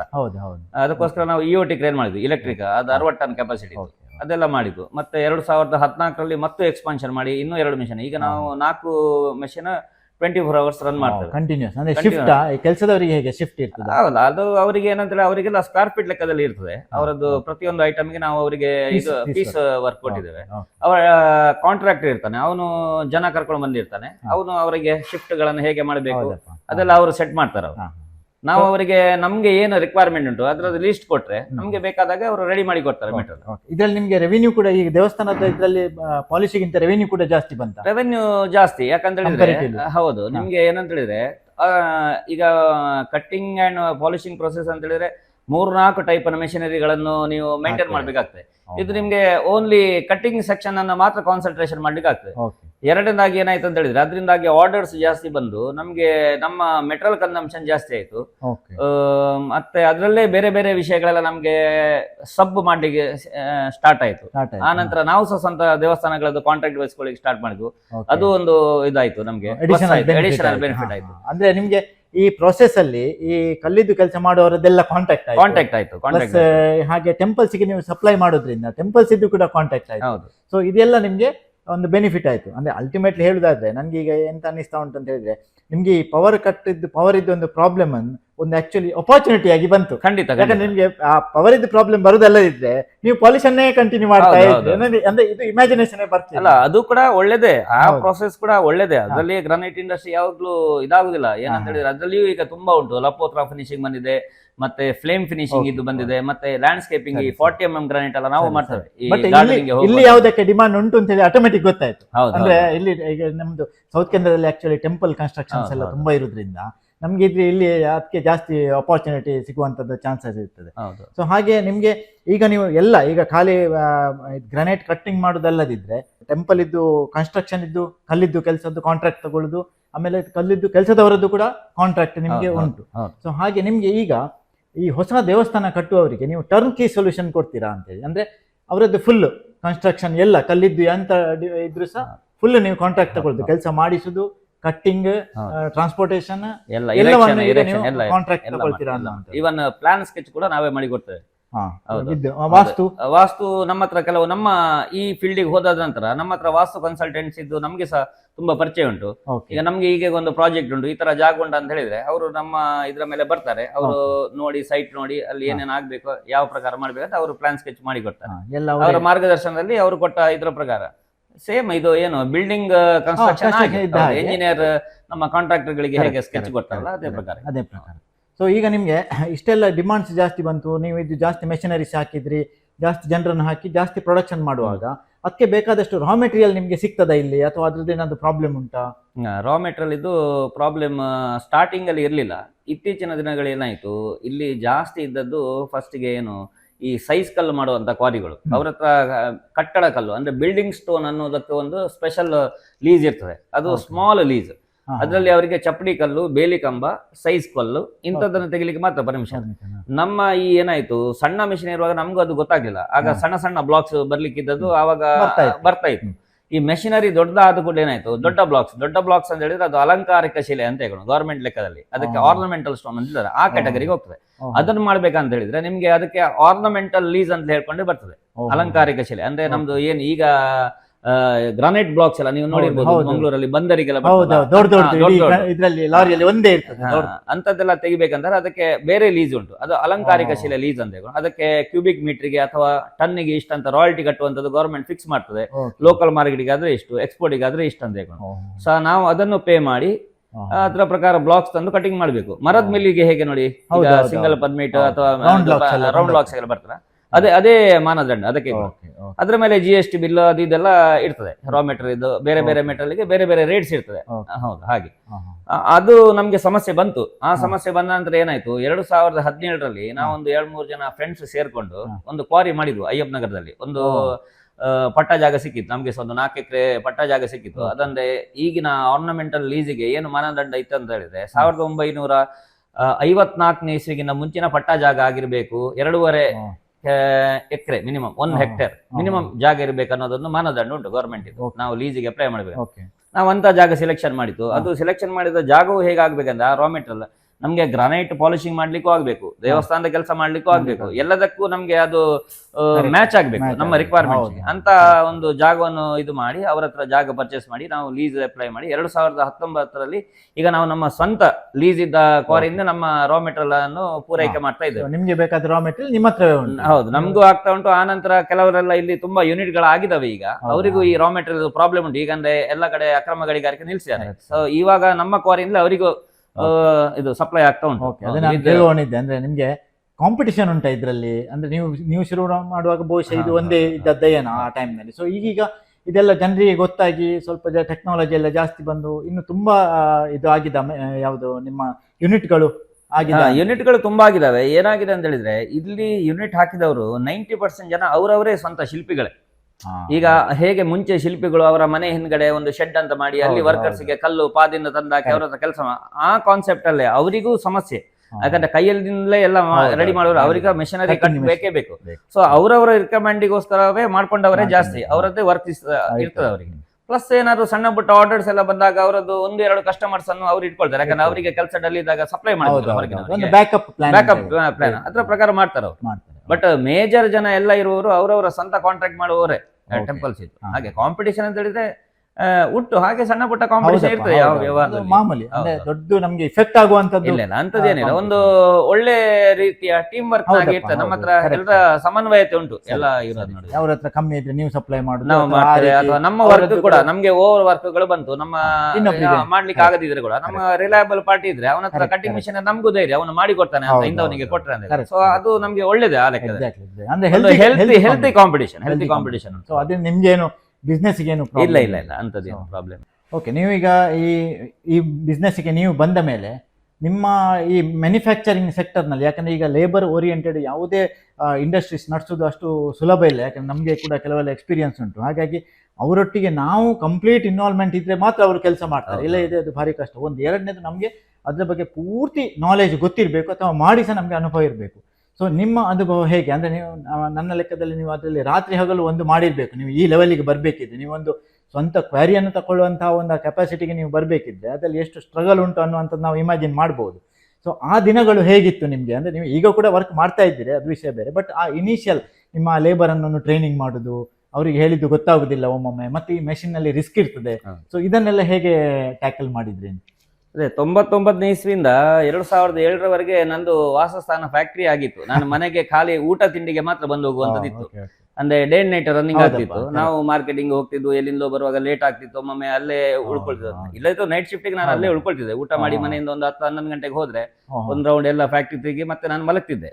ಮತ್ತೆ ಆ ಟೈಮಲ್ಲಿ ಏನಾಗ್ತಿದ್ದು ಅಂತ ಹೇಳಿದ್ರೆ, ಕೆಲವು ಟೆಂಪಲ್ಸ್ ಇದ್ದು ಆಗ ಸಹ ಆರ್ಡರ್ ಮಾಡ್ತಿದ್ವು ನಾವು. ಅವರ ಗಾಡಿಗಳೆಲ್ಲ ರಾತ್ರಿ 2 ಗಂಟೆ 3 ಗಂಟೆಗೆ ಸಹ ಲೋಡಿಂಗ್ ಬರುವಂತದ್ದು ಇತ್ತು. ಆ ಟೈಮಲ್ಲಿ ನಾವು ಎದ್ದು ಅವರಿಗೆ ಬಿಲ್ಲಿಂಗ್ ಮಾಡಿ ಕೊಡುವಂಥದ್ದು ಇಂಥದ್ದೆಲ್ಲ ಇತ್ತು. ಯಾಕಂದ್ರೆ ಆಗ ಈ ಕಲ್ಲಿನ ಟ್ರಿಪ್ ಮಾಡುವ ಗಾಡಿಗಳು ಸಹ ಕಮ್ಮಿ ಇತ್ತು. ಅದಕ್ಕೆ ಲೋಡ್ ಅನ್ಲೋಡಿಗೆಲ್ಲ ಕರೆಕ್ಟ್ ಗೊತ್ತಿದ್ದವರು ಜನ ಬೇಕು, ಇಲ್ಲಾಂದ್ರೆ ಕೈಕಾಲ ಮೇಲೆಲ್ಲ ಹಾಕೊಳ್ತಾರೆ. ಸೊ ಅದೆಲ್ಲ ರಿಸ್ಕ್ ಇತ್ತು. ಸೊ ಹಾಗಾಗಿ 2007ರವರೆಗೆ ಆಲ್ಮೋಸ್ಟ್ ನಾನು ನಂದು ವಾಸಸ್ಥಾನ ಫ್ಯಾಕ್ಟ್ರಿ, ಹೌದು, ಮನೆಗೆ ಬಂದು, ಹೌದು. ಮತ್ತೆ ನಮ್ದು ಅದೇ ವರ್ಕರ್ಸಿಗೆ ಸಹ ಸ್ವಲ್ಪ ನೀವು ಹೇಳಿದಾಗ ರಿಸ್ಕ್ ಇರ್ತಿತ್ತು. ರಾತ್ರಿ ಪಾಲಿಶಿಂಗ್ ಮಾಡುವಾಗ ಅದರ ಬ್ರಿಕ್ಸ್ ಎಲ್ಲ ಹೀಗೆ ಸಿಡಿಯುವುದು, ಒಮ್ಮೊಮ್ಮೆ ತಾಕ್ತಿತ್ತು ಅವರಿಗೆ, ಸಣ್ಣ ಪುಟ್ಟ ಗಾಯಗಳೇ. ಬಟ್ ನಮ್ಗೂ ಏನಾಗ್ತದೆ ಅಂತ ಹೇಳಿದ್ರೆ, ನಮ್ಮ ಮನೆ ಇರುವಂತ ಜಾಗ ಕೆಳಗೆ, ನಮ್ಮ ಫ್ಯಾಕ್ಟ್ರಿ ಇರುವಂತದ್ದು ಮನೆಯಿಂದ ತುಂಬಾ ಮೇಲೆ ಇತ್ತು. ಸೊ ಅಲ್ಲಿಗೆ ಇಲ್ಲಿಗೆ ಕಮ್ಯುನಿಕೇಶನ್ ತುಂಬಾ ದೂರ, ಪಕ್ಕ ಈಗ ಏನು ಹೋಗಿ ಬರ್ಲಿಕ್ಕೆಲ್ಲ ಹತ್ರ ಏನಲ್ಲ. ಸೊ ನಮ್ಗೂ ಒಂದು ಹೆದರಿಕೆ ಇರ್ತದೆ. ಹಾಗಾಗಿ ಮತ್ತೆ ಆಗ ನಾವು ಸಿಂಗಲ್ ಇದ್ದದಲ್ಲ, ಹಾಗಾಗಿ ನಮ್ಗೆ ಅದು ಈಸಿ, ಬ್ಯಾಚುಲರ್ ಇದ್ದದಿಂದಾಗಿ ಸುಲಭ ಆಯ್ತು. ಹೌದು, ಈಗ ನಮ್ದು ಮನೆ ಫ್ಯಾಕ್ಟ್ರಿ ಹತ್ರವೇ ಉಂಟು. ನಾವು ವಾಕೇಬಲ್ ಡಿಸ್ಟೆನ್ಸ್ ಅಲ್ಲಿ ಯಾವಾಗ್ಲೂ ಎನಿ ಟೈಮ್ ಅಲ್ಲಿ ಹೋಗಿ ಬರ್ಲಿಕ್ಕೆ ಆಗ್ತದೆ, ನಮ್ಗೆ ನೋಡ್ಕೊಳ್ತಾ ಇರ್ತೇವೆ. ಹಾಗಾಗಿ ಈಗಲೂ 24 hours ರನ್ನಿಂಗ್. ಬಟ್ ಈಗ ನಮ್ಮ ಹತ್ರ ಏನಂದ್ರೆ ಎಕ್ವಿಪ್ಮೆಂಟ್ಸ್ ತುಂಬಾ ಒಳ್ಳೆ ಸಾಫಿಸ್ಟಿಕೇಟೆಡ್ ಇರೋದ್ರಿಂದಾಗಿ, ಹೌದು, ಕ್ರೇನ್ ಎಲ್ಲ ಸ್ವಲ್ಪ ಒಳ್ಳೆದಿತ್ತು. ಹೌದು, ಜನರಿಗೆ ಏನು ರಿಸ್ಕ್ ಆಗುವಂತ ವಿಷಯಗಳನ್ನ ಯಾವುದು ಈಗ ಅಂತದೇನಿಲ್ಲ, ಮಿನಿಮೈಸ್ ಆಗಿದೆ, ರಿಸ್ಕ್ ಕಡಿಮೆ ಆಗಿದೆ. ಎರಡನೇದು ಅವರು ಕೂಡ ಎಕ್ಸ್ಪೀರಿಯನ್ಸ್ ಆಗಿದ್ದಾರೆ, ಸ್ವಲ್ಪ ಎಕ್ಸ್ಪೀರಿಯನ್ಸ್ ಇದ್ದದ್ರಿಂದ ಮೆಚುರಿಟಿ ಬಂದಿದೆ ಅವರಿಗೆ. ಸೊ ಅಂದ್ರೆ ಇನಿಷಿಯಲ್ ಸ್ಟೇಜಸ್ ಗಿಂತ ಈಗ ಎಷ್ಟೋ ಕೇರ್ ತಗೊಳ್ತಾರೆ ಬಂದಿದೆ. ಈಗ ನಮ್ಮ ಹತ್ರ ಅದೇ ಈಗ ಈ ಸ್ಲರಿ ಮ್ಯಾನೇಜ್ಮೆಂಟ್ಗೋಸ್ಕರ ನಾವು ವೇಸ್ಟ್ ಮ್ಯಾನೇಜ್ಮೆಂಟ್ ಯೂನಿಟ್ ಅನ್ನು ತೆಗೆದುಕೊಂಡು ಹೊಲ ಬ್ಲಾಕ್ ಯೂನಿಟ್ ಮಾಡಿತ್ತು. ಸೊ ಆ ನಂತರ ಈ ಶಿಲ್ಪಿಗಳು ಮತ್ತೆ ಇದು ಕೆಲಸ ಮಾಡಿದ ನಂತರ ಚೆಕ್ಕೆ ಬೋಲ್ಡರ್ಸ್ ಅಂತ ಏನು ಉಳಿತದೆ, ಅದು ತುಂಬಾ ಇದು ಮೂವ್ಮೆಂಟ್ ಕಮ್ಮಿ, ನಮ್ಮ ಹತ್ರ ತುಂಬಾ ರಾಶಿ ಉಳಿತದೆ ಅಂದ್ರೆ. ಆಮೇಲೆ ನಮ್ಮ ಎಡ್ಜ್ ಕಟಿಂಗ್ ಮಾಡಿದ ಪೀಸಸ್ ಅಂತದೆಲ್ಲ ಕನ್ಸಂಪ್ಷನ್ ಕಮ್ಮಿ. ಅದಕ್ಕೋಸ್ಕರ ನಾವು ಒಂದು ಮಿನಿ ಕ್ರಷರ್ ಕೂಡ ಮಾಡಿದ್ದೇವೆ ವೇಸ್ಟ್ ಮ್ಯಾನೇಜ್ಮೆಂಟ್. ಅದು ನಮ್ಮ ಕನ್ಸಂಪ್ಷನ್ ಗೆ ಮಾತ್ರ, ನಾವು ಹೊರಗಡೆ ಮಾರ್ಕೆಟಿಂಗ್, ನಮ್ಮ ಇದಕ್ಕೆ ಏನು ನಮ್ಮ ಬ್ಲಾಕ್ ಇಂಡಸ್ಟ್ರಿಗೆ ಏನು ಬೇಕು ನೋಡಿ. ಅಂದ್ರೆ ಈಗ ಪರ್ಮಿಟ್ ಎಲ್ಲ ಹಾಕಿ ನಾವು ಮೆಟೀರಿಯಲ್ ತರೋದ್ರಿಂದಾಗಿ ಕಾಸ್ಟ್ ಆಫ್ ಪ್ರೊಡಕ್ಷನ್ ಕಾಸ್ಟ್ ಜಾಸ್ತಿ ಇರ್ತದೆ. ಸೊ ನಾವು ಮ್ಯಾಕ್ಸಿಮಮ್ ಅದರಿಂದ ಏನು ಯುಟಿಲೈಸ್ ಮಾಡ್ಲಿಕ್ಕೆ ಆಗ್ತದೆ, ಕಾಸ್ಟ್ ಪ್ರತಿಯೊಂದಲ್ಲಿಯೂ ನಮ್ಗೆ ಬೆನಿಫಿಟ್ ಆಗ್ತದೆ. ಇಲ್ಲದ ವೇಸ್ಟ್ ಎಲ್ಲ ಹಾಕಿಟ್ರೆ ನಮ್ಗೆ ಜಾಗಗಳು ಎಷ್ಟು ಹಾಕಿದ್ರು ಇದ್ರೂ ಸಾಕಾಗುದಿಲ್ಲ ನಮ್ಮ ಹತ್ರ. ಅದನ್ನು ಕರೆಕ್ಟ್ ಆಗಿ ಮ್ಯಾನೇಜ್ ಮಾಡ್ಲೇಬೇಕಾಗ್ತದೆ ನಾವು. ಸೊ ಮತ್ತೆ ಇದರಲ್ಲಿ ನೀವು ಪ್ರೊಡಕ್ಷನ್ ಮಾಡುವಾಗ ಅಂದ್ರೆ ಕಟ್ಟಿಂಗ್ ಮಾಡುವಾಗ ತುಂಬಾ ಧೂಳು ಹೋಗ್ತದೆ, ಹೊರಗೆ ಧೂಳು ಹೇಳ್ತದೆ. ಸೊ ಇಲ್ಲಿ ನಿಮ್ಗೆ ಪರಿಸರ, ಯಾಕಂದ್ರೆ ಇದು ನಿಮ್ದು ಸ್ವಲ್ಪ ರೆಸಿಡೆನ್ಷಿಯಲ್ ಏರಿಯಾದಲ್ಲಿ, ಯಾಕಂದ್ರೆ ನಿಮ್ಮ ತಂದೆಯವರು ಶುರು ಮಾಡುವಾಗ ಇಲ್ಲಿ ರಿಮೋಟ್ ಪ್ಲೇಸ್ ಇತ್ತು, ಹತ್ರ ಯಾವುದು ಮನೆಗಳಿರಲಿಲ್ಲ. ಸೊ ಬರ್ತಾ ಬರ್ತಾ ಈಗ ತುಂಬಾ ವರ್ಷ ಆಯ್ತು. ಈಗ ಈ ಮಧ್ಯ ಮನೆಗಳೆಲ್ಲ ಬಂದು, ಅಥವಾ ಸೈಡಲ್ಲಿ ಮನೆ ಇದ್ದವರದ್ದು ಏನಾದ್ರು ಪ್ರಾಬ್ಲಮ್ಸ್ ಇರ್ತದ, ಪರಿಸರ ಇಲಾಖೆದ್ದು ಏನಾದ್ರು ಪ್ರಾಬ್ಲಮ್ ಉಂಟಾ? ಸೊ ಅದಕ್ಕೆ ನೀವೇನ್ ಮಾಡಿದ್ದೀರಿ? ಅದು ನಮ್ಮ ಗ್ರಾನೈಟ್ ಕಟ್ಟಿಂಗ್ ಇಂಡಸ್ಟ್ರಿಯಲ್ಲಿ ಧೂಳು ಬರುದಿಲ್ಲ, ಯಾಕಂದ್ರೆ ಅದು ವಾಟರ್ ಕಟ್ಟಿಂಗ್ ಮೆಷಿನ್ಸ್, ಅದರಲ್ಲಿ ಓನ್ಲಿ ಸೌಂಡ್ ಮಾತ್ರ. ಸೌಂಡ್ ಅಂತ ಹೇಳಿದ್ರೆ ಅದು ಏನು ಭಾರಿ ಏನು ಹಾರ್ಶ್ ಆದ ಈ ಕ್ರಷರ್ನಾಗೆ ಸೌಂಡ್ ಅಲ್ಲ, ಇರಿಟೇಟಿಂಗ್ ಸೌಂಡ್ ಅಲ್ಲ. ಯಾಕಂದ್ರೆ ಹಾಗಾಗಿ ನಮ್ಗೆ ಅದು ಆರೆಂಜ್ ಕ್ಯಾಟಗರಿಯಲ್ಲಿ ಇದು ಮಾಡಿದ್ದಾರೆ, ಗವರ್ಮೆಂಟ್ ಅದಕ್ಕೆ ಮಾನದಂಡ ಮಾಡಿದೆ. ಈಗ ಅಷ್ಟು ಇರಿಟೇಟಿಂಗ್ ಅಂತ ಅದು ರೆಡ್ ಕ್ಯಾಟಗರಿಯಲ್ಲಿ ಬರ್ತದೆ. ಸೊ ಹಾಗಾಗಿ ಇದನ್ನು ಈಗ ಬ್ಯಾಂಗ್ಳೂರಲ್ಲಿ ನೀವು ಎಲ್ಲಿಯೂ ನೋಡಿ, ಮಾಚೋಳ್ಳಿ ಗೇಟ್, ನಿಮ್ಮ ಮಾಗಡಿಯಲ್ಲಿ ಅಥವಾ ಜಿಗಣಿಯಲ್ಲಿ ಎಲ್ಲ ಇಂಡಸ್ಟ್ರಿಯಲ್ ಸೈಟ್ಗಳು ಸಾಧಾರಣ ರೆಸಿಡೆನ್ಷಿಯಲ್ ಏರಿಯಾದಲ್ಲಿ ಅಲ್ಲಿ ಒಂದೊಂದು ಸಾರಿ 2 1,000 ಫ್ಯಾಕ್ಟ್ರಿ ಉಂಟು, ನಮ್ದಾದ್ರೂ ಒಂದೇ ಫ್ಯಾಕ್ಟ್ರಿ. ಹೌದಪ್ಪ ಹೌದು. ಸೊ ಹಾಗಾಗಿ ಅಂತದೇನು ಪ್ರಾಬ್ಲಮ್ ಇಲ್ಲ. ಓಕೆ. ಇಲ್ಲಿ ನಿಮ್ಗೆ ನೀವು ಹೇಳಿದ ಪ್ರಾಬ್ಲಮ್ ಬರ್ತದೆ ಏನಂತ ಹೇಳಿದ್ರೆ, ನಮ್ಮ ಈ ಶಿಲ್ಪಿಗಳು ಕೆಲಸ ಮಾಡುವಾಗ ಅವರದ್ದೆಲ್ಲ ಡ್ರೈ ಕಟಿಂಗ್ ಮೆಷಿನ್ಸ್, ಅವರ ಹ್ಯಾಂಡ್ ಮೆಷಿನ್ಸ್, ಅದ್ರಲ್ಲಿ ಏನಾಗ್ತದೆ ಈಗ ದೊಡ್ಡ ರೈಫಲ್ ಮೆಷಿನ್ಸ್ ಅಂತೆಲ್ಲ ಬಂದ ಅದಕ್ಕೆ 8 ಇಂಚು 10 ಇಂಚು ಎಲ್ಲ ಬ್ಲೇಡ್ ಹಾಕಿ ಕಟಿಂಗ್ ಮಾಡ್ತಾರೆ. ಮುಂಚೆಲ್ಲ ಬರೀ 4 ಇಂಚು ಬ್ಲೇಡ್ ಇದ್ದದ್ದು. ಅದ್ರಲ್ಲಿ ಅಂದ್ರೆ ವರ್ಕ್ ಫಾಸ್ಟ್ ಆಗ್ತದೆ. ಈಗ ಈಗಿನ ರಿಕ್ವೈರ್ಮೆಂಟ್ಸ್ ಗೆ ಅಷ್ಟು ಫಾಸ್ಟ್ ಬೇಕು, ಯಾಕಂದ್ರೆ ಟೈಮ್ ಇಲ್ಲ ಈಗ ಯಾರ ಹತ್ರ ಸಹ, ಅರ್ಜೆಂಟ್ ಆರ್ಡರ್. ದಿನ ಇಟ್ಟೆ ದೇವಸ್ಥಾನ ಶುರು ಮಾಡುದು. ಹೌದು, ಹಾಗಾಗಿದೆ. ಸೊ ಅದರಿಂದಾಗಿ ಪ್ರಾಬ್ಲಮ್ ಉಂಟು. ಬಟ್ ಅದು ನಮ್ಮಲ್ಲಿ ಇಲ್ಲ, ಯಾಕಂದ್ರೆ ನಮ್ಗೆ ಅದು ಗೊತ್ತಿತ್ತು. ನಾವು ನಮ್ಮ ಫ್ಯಾಕ್ಟ್ರಿಗೆ ಕಾಂಪೌಂಡ್ ಆಗ್ಲಿ ಅಥವಾ ಶೆಡ್ಗಳನ್ನೆಲ್ಲ ನಮ್ಮ ಈ ರಬ್ಬರ್ ತೋಟದ ನಡುವಿನಲ್ಲೆಲ್ಲ ಮಾಡಿದ್ದೇವೆ, ಸುತ್ತ ನಮ್ದೇ ಜಾಗ. ಅವಾಗ ಏನಾಗ್ತದೆ, ಆ ಧೂಳೆಲ್ಲ ನಮ್ಮ ತೋಟದಲ್ಲೇ ಇರ್ತದೆ, ಬಿಟ್ರೆ ಬೇರೆಯವರಿಗೆ ತೊಂದರೆ ಆಗ್ಬಾರ್ದು. ಮತ್ತೆ ನಮ್ಮ ಒಂದು ಸೈಡ್ ಅಲ್ಲಿ ಕಾಂಪೌಂಡ್ ಎಲ್ಲ ಇರ್ಲಿಲ್ಲ ಮುಂಚೆ, ಅದನ್ನೆಲ್ಲ ನಾವೆಲ್ಲ ಇದು ಮಾಡಿದ್ದೇವೆ. ಹೌದು, ಅಂತೂ ಬೇರೆ ಅದ್ರದ್ದು ನಿಮ್ಗೆ ಇಲ್ಲ ಇಲ್ಲ, ನಮ್ಗೆ ಬೇರೆ ನಮ್ಮ ಲೋಕಲ್ ಯಾವುದೇ ಕಂಪ್ಲೇಂಟ್ಸ್ ಆಗ್ಲಿ ಅಂತದೆಲ್ಲ ಏನು ಇಲ್ಲ. ನಮ್ಗೆ ಸಪೋರ್ಟಿವ್ ಉಂಟು, ಸಪೋರ್ಟಿವ್ ಆಗಿ ಇದೆ. ಹೌದು, ಸೊ ಅದೊಂದು ನಿಮ್ಗೆ ಪ್ಲಸ್ ಪಾಯಿಂಟ್.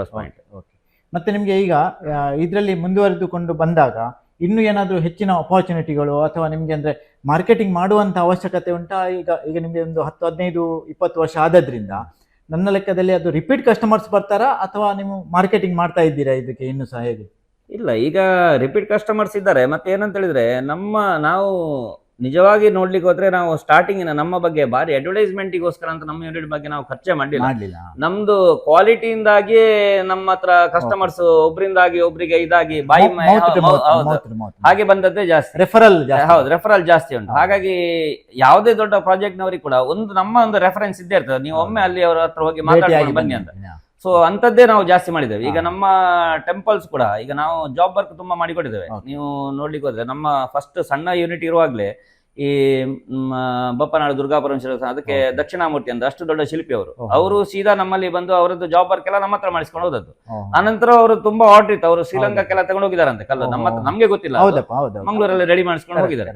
ಮತ್ತೆ ತುಂಬಾ ದೇವಸ್ಥಾನದವರದ್ದು ಜಾಬ್ ವರ್ಕ್ ಈಗ ಕಾಪು ಮಾರಿಗುಡಿ ಅದಕ್ಕೆಲ್ಲ ಇಳ್ಕಲ್ ಪಿಂಕ್ ಬೇರೆ ಬೇರೆ ಅಂದ್ರೆ ಅದು ಲಿಫ್ಟಿಂಗ್ ಟ್ಯಾಕಲ್ ಐಟಮ್ಸ್ ನಮ್ಮ ಫ್ಯಾಕ್ಟರಿ ಇದ್ದಾಗಿ ಬೇರೆ ಎಲ್ಲಿಯೂ ಇಲ್ಲ. ದೊಡ್ಡ ದೊಡ್ಡ ಬ್ಲಾಕ್ಸ್ ಈಗ ಕಾರ್ಕಳ ಮಾರಿಗುಡಿಗೆ ಸಿರಾಗ್ರೆ ಬಂದಿದೆ. ಮತ್ತೆ ನಮ್ಮ ಕುಡುಪು ಅನಂತ ಪದ್ಮನಾಭ ದೇವಸ್ಥಾನಕ್ಕೆ ಹೆಸರುಘಟ್ಟದಿಂದ ಕಲ್ಲುಗಳು ಬಂದಿದ್ದಾವೆ. ಅದೆಲ್ಲ ಜಾಬ್ ವರ್ಕ್ ನಮ್ಮ ಫ್ಯಾಕ್ಟರಿ ಆಗ್ತದೆ. ಯಾಕಂದ್ರೆ ಇಷ್ಟು ಸಾಫಿಸ್ಟಿಕೇಟೆಡ್ ನಮ್ದು ಹಳ್ಳಿಯ ಎಲ್ಲಿ ಇರುವ ಫ್ಯಾಕ್ಟರಿ ಅದು ಕೂಡ ಇಷ್ಟು ಸಾಫಿಸ್ಟಿಕೇಟೆಡ್ ಯಾರು ಮಾಡಿಲ್ಲ ಕಾರ್ಕಳದಲ್ಲಿ, ಈಗ್ಲೂ ಇಲ್ಲ. ಈಗ ಇಷ್ಟು ವರ್ಷದಲ್ಲಿ ಬೇರೆ ಯೂನಿಟ್ ನವರು ಮಾಡಿದ್ರು ಕೂಡ ಅವರು ಸಿಂಗಲ್ ಒಂದೊಂದು ಕ್ರೇನ್ ಅದು ಇದು ಇಟ್ಕೊಂಡು ಇದ್ದಾರೆ ಅಷ್ಟೇ, ಬಿಟ್ರೆ ನೀವು ಮೆಷಿನರಿ ಸೆಕ್ಷನ್ ಅಲ್ಲಿ ಸಾಫಿಸ್ಟಿಕೇಶನ್ ಅವ್ರು ಮಾಡ್ಕೊಳ್ಳೇ ಇಲ್ಲ. ನಾವ್ ಏನ್ ಮಾಡಿದ್ ಅಂತ ಹೇಳಿದ್ರೆ, ಒನ್ ಟೈಮ್ ಇನ್ವೆಸ್ಟ್ಮೆಂಟ್ ಆದ್ರೂ ಕೂಡ ತೊಂದರೆ ಇಲ್ಲ. ನಮ್ಗೆ ಒಂದು ರಿಸ್ಕ್ ಇರಬಾರ್ದು, ಲೈಫ್ ರಿಸ್ಕ್. ಜನ ಕೆಲಸ ಮಾಡ್ತಾರೆ 24 ಗಂಟೆ ಇದ್ರೆ ನಾವು ಯಾವಾಗ್ಲೂ ಅಲ್ಲಿ ಇರ್ಲಿಕ್ಕೆ ಆಗುದಿಲ್ಲ. ಮತ್ತೆ ನಮ್ಗೆ ಕಮ್ಮಿ ಜನ ಇಟ್ಕೊಂಡು ನಮ್ಗೆ ಫ್ಯಾಕ್ಟ್ರಿ ರನ್ ಮಾಡಿದಷ್ಟು ಈಸಿ. ಯಾಕಂದ್ರೆ ನೀವು ತುಂಬಾ ಜನ ಹಾಕೊಂಡು ಅದು ಮಾಡಿದ್ರೆ ನಿಮ್ಗೆ ಮೇಂಟೆನೆನ್ಸ್ ಬಾರಿ ಸಮಸ್ಯೆ ಅದೆಲ್ಲ. ಸೊ ನಾವು ಆ ಥಿಂಕಿಂಗ್ ಅಲ್ಲಿ ಹೋದ್ರಿಂದಾಗಿ ಸ್ವಲ್ಪ ನಮ್ಗೆ ಇನಿಷಿಯಲ್ ಇನ್ವೆಸ್ಟ್ಮೆಂಟ್ ಜಾಸ್ತಿ ಆದ್ರೂ ಕೂಡ ನಾವು ಇವತ್ತು ಅದ್ರದ್ದು ಏನು ಬೆಸ್ಟ್ ಏನುಂಟು ಅದನ್ನ ನಮ್ಗೆ ಈಗ ನಾವು ಅನುಭವಕ್ಕೆ ತಗೊಳ್ತಾ ಇದ್ದೇವೆ ಅದು. ಸೊ ಈಗ ನಿಮ್ಗೆ ಪ್ರೊಡಕ್ಷನ್ ಅಲ್ಲಿ ನಿಮ್ಗೆ ಎಕ್ಸ್ಪೀರಿಯನ್ಸ್ ಉಂಟು, ಎಲ್ಲ ಉಂಟು. ಇನ್ನು ಈ ಟ್ಯಾಕ್ಸೇಷನ್ ಬಗ್ಗೆ ಏನು ಹೇಳ್ತೀರಿ? ಅಂದ್ರೆ ಈಗ ನಿಮ್ಗೆ GST ಬಂತು. ಸೊ GST ಬಂದ ಮೇಲೆ ನಮ್ದು ಮೊದಲಿದ್ದು ಟ್ಯಾಕ್ಸೇಷನ್ ಸಿಸ್ಟಮ್ ಬೇರೆ, ಈಗದ್ದು ಸಿಸ್ಟಮ್ ಬೇರೆ. ಸೊ ನಿಮ್ಮ ಈ ಫೀಲ್ಡ್ಗೆ ಹೇಗೆ ಇದು ಅಪ್ಲೈ ಆಗ್ತದೆ? ನಮ್ಮ ಫೀಲ್ಡಿಗೆ ಏನಂತ ಹೇಳಿದ್ರೆ ಎರಡು ಇದುಂಟು. ಗ್ರಾನೈಟ್ ಪರ್ಚೇಸ್ ಮಾಡುವವರು ಅವರು ಸ್ವಲ್ಪ ಅದು GST ಕೊಟ್ಟು ವ್ಯಾಪಾರ ಮಾಡ್ಲಿಕ್ಕೆ ಅವರು ರೆಡಿ ಇರ್ತಾರೆ. ಈ ಟೆಂಪಲ್ ಸೆಕ್ಷನ್ ಅಲ್ಲಿ ಏನಾಗ್ತದೆ ಅಂತ ಹೇಳಿದ್ರೆ 10 ಜನರ ಹತ್ರ ಅದನ್ನು ಡೊನೇಷನ್ ತಗೊಂಡು ಮಾಡುವಂತ ಇದು ಜೀರ್ಣೋದ್ಧಾರ ಕೆಲಸಗಳು. ಅಲ್ಲಿ ಏನಾಗ್ತದೆ ಅಂತ ಹೇಳಿದ್ರೆ ಸಹಜವಾಗಿ ನಾವೊಂದು GST ಕೊಡ್ಬೇಕಾಗ್ತದೆ ಹೇಳಿದ್ರೆ ದೇವಸ್ಥಾನದ ಕೆಲಸ ಅಲ್ವಾ, GST ನಾವು ಬೇಡ, ನೀವು ಏನೋ ಬೇರೆ ಏನಾದ್ರು ಅಡ್ಜಸ್ಟ್ಮೆಂಟ್ ಮಾಡಿ ಹಾಗೆಲ್ಲ ಹೇಳ್ತಾರೆ. ಅದು ಒಂದು ಟೈಮ್ ಇತ್ತು. ಬಟ್ ಈಗ ಜನರಿಗೆ ಅವೇರ್ನೆಸ್ ಬಂದಿದೆ. ಯಾಕಂದ್ರೆ ಇದು GST ಕೊಡದೆ ಹಾಗೆ ಅನ್ಅಕೌಂಟೇಬಲ್ ಆಗಿ ಯಾರು ನಾವು ರಿಸ್ಕ್ ತಗೊಳ್ಳೋದಿಲ್ಲ. ಮತ್ತೆ ಅವರಿಗೂ ಕಷ್ಟ, ಯಾಕಂದ್ರೆ ಅವರಿಗೂ ಉದ್ಯಮಿಗಳು ಅವ್ರಿವ್ರು ಕೊಡುವಾಗ ಅವರಿಗೂ ಐಟಿಜಿ ಅಂಡರ್ ರಿಡಕ್ಷನ್ ಸಿಗ್ಬೇಕಂತ ಹೇಳ್ಕೊಂಡೆಲ್ಲ ಅವರು ಮಾಡುದಲ್ವಾ. ಸೊ ಅವರಿಗೂ ಬಿಲ್ಲಿಂಗ್ ಅದೆಲ್ಲ ಬೇಕಾಗ್ತದೆ. ನಮ್ಮ ಫೀಲ್ಡ್ ಅಲ್ಲಿ ಪ್ರಸಕ್ತವಾಗಿ ನಿಮ್ಗೆ GST ಅಲ್ಲಿ ಏನಾಗ್ತಾ ಉಂಟು ಅಂತ ಹೇಳಿದ್ರೆ, ಈಗ ನಮ್ಗೆ 18% ಟ್ಯಾರಿಫ್ ಅಲ್ಲಿ ಇದ್ದೇವೆ ನಾವು. ಈಗ ಒಂದು 10 ಲಕ್ಷದ ಕೆಲಸ ಅಂತಾದ್ರೆ ನಮ್ಗೆ ಅಲ್ಲಿ ರಾ ಮೆಟೀರಿಯಲ್ ಪರ್ಚೇಸಿಗೆ ಮಾತ್ರ ಆಕ್ಚುಲಿ ನಾವು GST ಕೊಡ್ಬೇಕಾಗಿರೋದು. ಮತ್ತೆ ಬಾಕಿ ದುಡ್ಡು ಆಕ್ಚುಲಿ ನಮ್ಗೆ ಟ್ರಾನ್ಸ್ಪೋರ್ಟೇಷನ್ ಗೆ ಲೇಬರ್ ಇದಕ್ಕೆ ಹೋಗುವಂತ ಅದು ಸ್ವಲ್ಪ ನಮ್ಗೆ ಬರ್ಡನ್ ಆಗ್ತದೆ. ಬಟ್ ಅದು ಸ್ವಲ್ಪ ದೇವಸ್ಥಾನದವರು ಈಗೆಲ್ಲ GST ಸೇರಿಸಿ ಕೊಡ್ತಾ ಇದ್ದಾರೆ. ಮತ್ತೆ ಕೆಲವನ್ನೆಲ್ಲ ಏನ್ ಮಾಡ್ತಾರೆ ಅಂತ ಹೇಳಿದ್ರೆ, ಕೆಲವು ಪೇಮೆಂಟ್ಸ್ ಅನ್ನೆಲ್ಲ ಈಗ ಲೇಬರ್ ಪೇಮೆಂಟ್ ಅನ್ನು ಅಥವಾ ಅಲ್ಲಿ ಕಟ್ಟುವಾಗ ಇರೆಕ್ಷನ್ ಟೈಮ್ ಇದ್ದು ನಿಮ್ಮ ಕ್ರೇನ್ ಚಾರ್ಜ್ ಅಂತದೆಲ್ಲ ಡೈರೆಕ್ಟ್ ಪಾರ್ಟಿ ಹತ್ರ ಕೊಡಿಸ್ತೇವೆ. ಅವಾಗ ಅವರಿಗೂ ನಮ್ಗೂ ಸುಲಭ. ನಾವು ಕ್ಯಾಶ್ ಹೊಂದಾಣಿಕೆ ಮಾಡೋದಕ್ಕಿಂತ ನಾವು ಎಲ್ಲಿಯೋ ದೂರ ಸೈಟ್ ಇರ್ತದೆ, ನಮ್ಗೆ ಹೋಗ್ಲಿಕ್ಕೆ ಆಗುದಿಲ್ಲ. ನಮ್ಮ ಕ್ಯಾರಫ್ ಅಲ್ಲೇ ಪೇಮೆಂಟ್ ಅವರಿಗೆ ಮಾಡ್ತಾರೆ. ಆಗ ಅವರಿಗೆ GST ಉಳಿತಾಯ ಆಗ್ತದೆ. ಇಲ್ಲರೆ ನಾವು ಅಕೌಂಟ್ ತಗೊಂಡ್ರೆ ನಮ್ಗೆ ಫರ್ಮ್ ಅಲ್ವಾ, ನಮ್ಗೆ ಪ್ರತಿಯೊಂದಕ್ಕೆ ಕಟ್ಟಲೇಬೇಕಾಗ್ತದೆ. So ಹಾಗಾಗಿ ನಿಮ್ಗೆ GST ಹೆಚ್ಚು ಪ್ರಾಬ್ಲಮ್ ಅಂದ್ರೆ ಪ್ರಾಬ್ಲಮ್ ಏನಿಲ್ಲ, ಪ್ರಾಬ್ಲಮ್ ನಿಜವಾಗಿ ಆದ್ರೆ ಟ್ಯಾಕ್ಸ್ ಕಟ್ಟಿ ವ್ಯವಹಾರ ಮಾಡಿದ್ರೆ ಒಳ್ಳೇದು ಎಲ್ರಿಗೆ. ದೇವಸ್ಥಾನ ಅಂದ್ರೆ ಎಲ್ಲದಕ್ಕೂ ಒಂದು ಅಕೌಂಟಬಿಲಿಟಿ ಅಂತ ಇರ್ತದೆ, ಮತ್ತೆ ರೆಕಾರ್ಡ್ ಇರ್ತದೆ. 10 ಜನರ ದುಡ್ಡು ಅವರಿಗೂ ಬಂದಿರ್ತದೆ, ಏನಾಯ್ತು ಅಂತ ಹೇಳಿಕ್ಕೆ.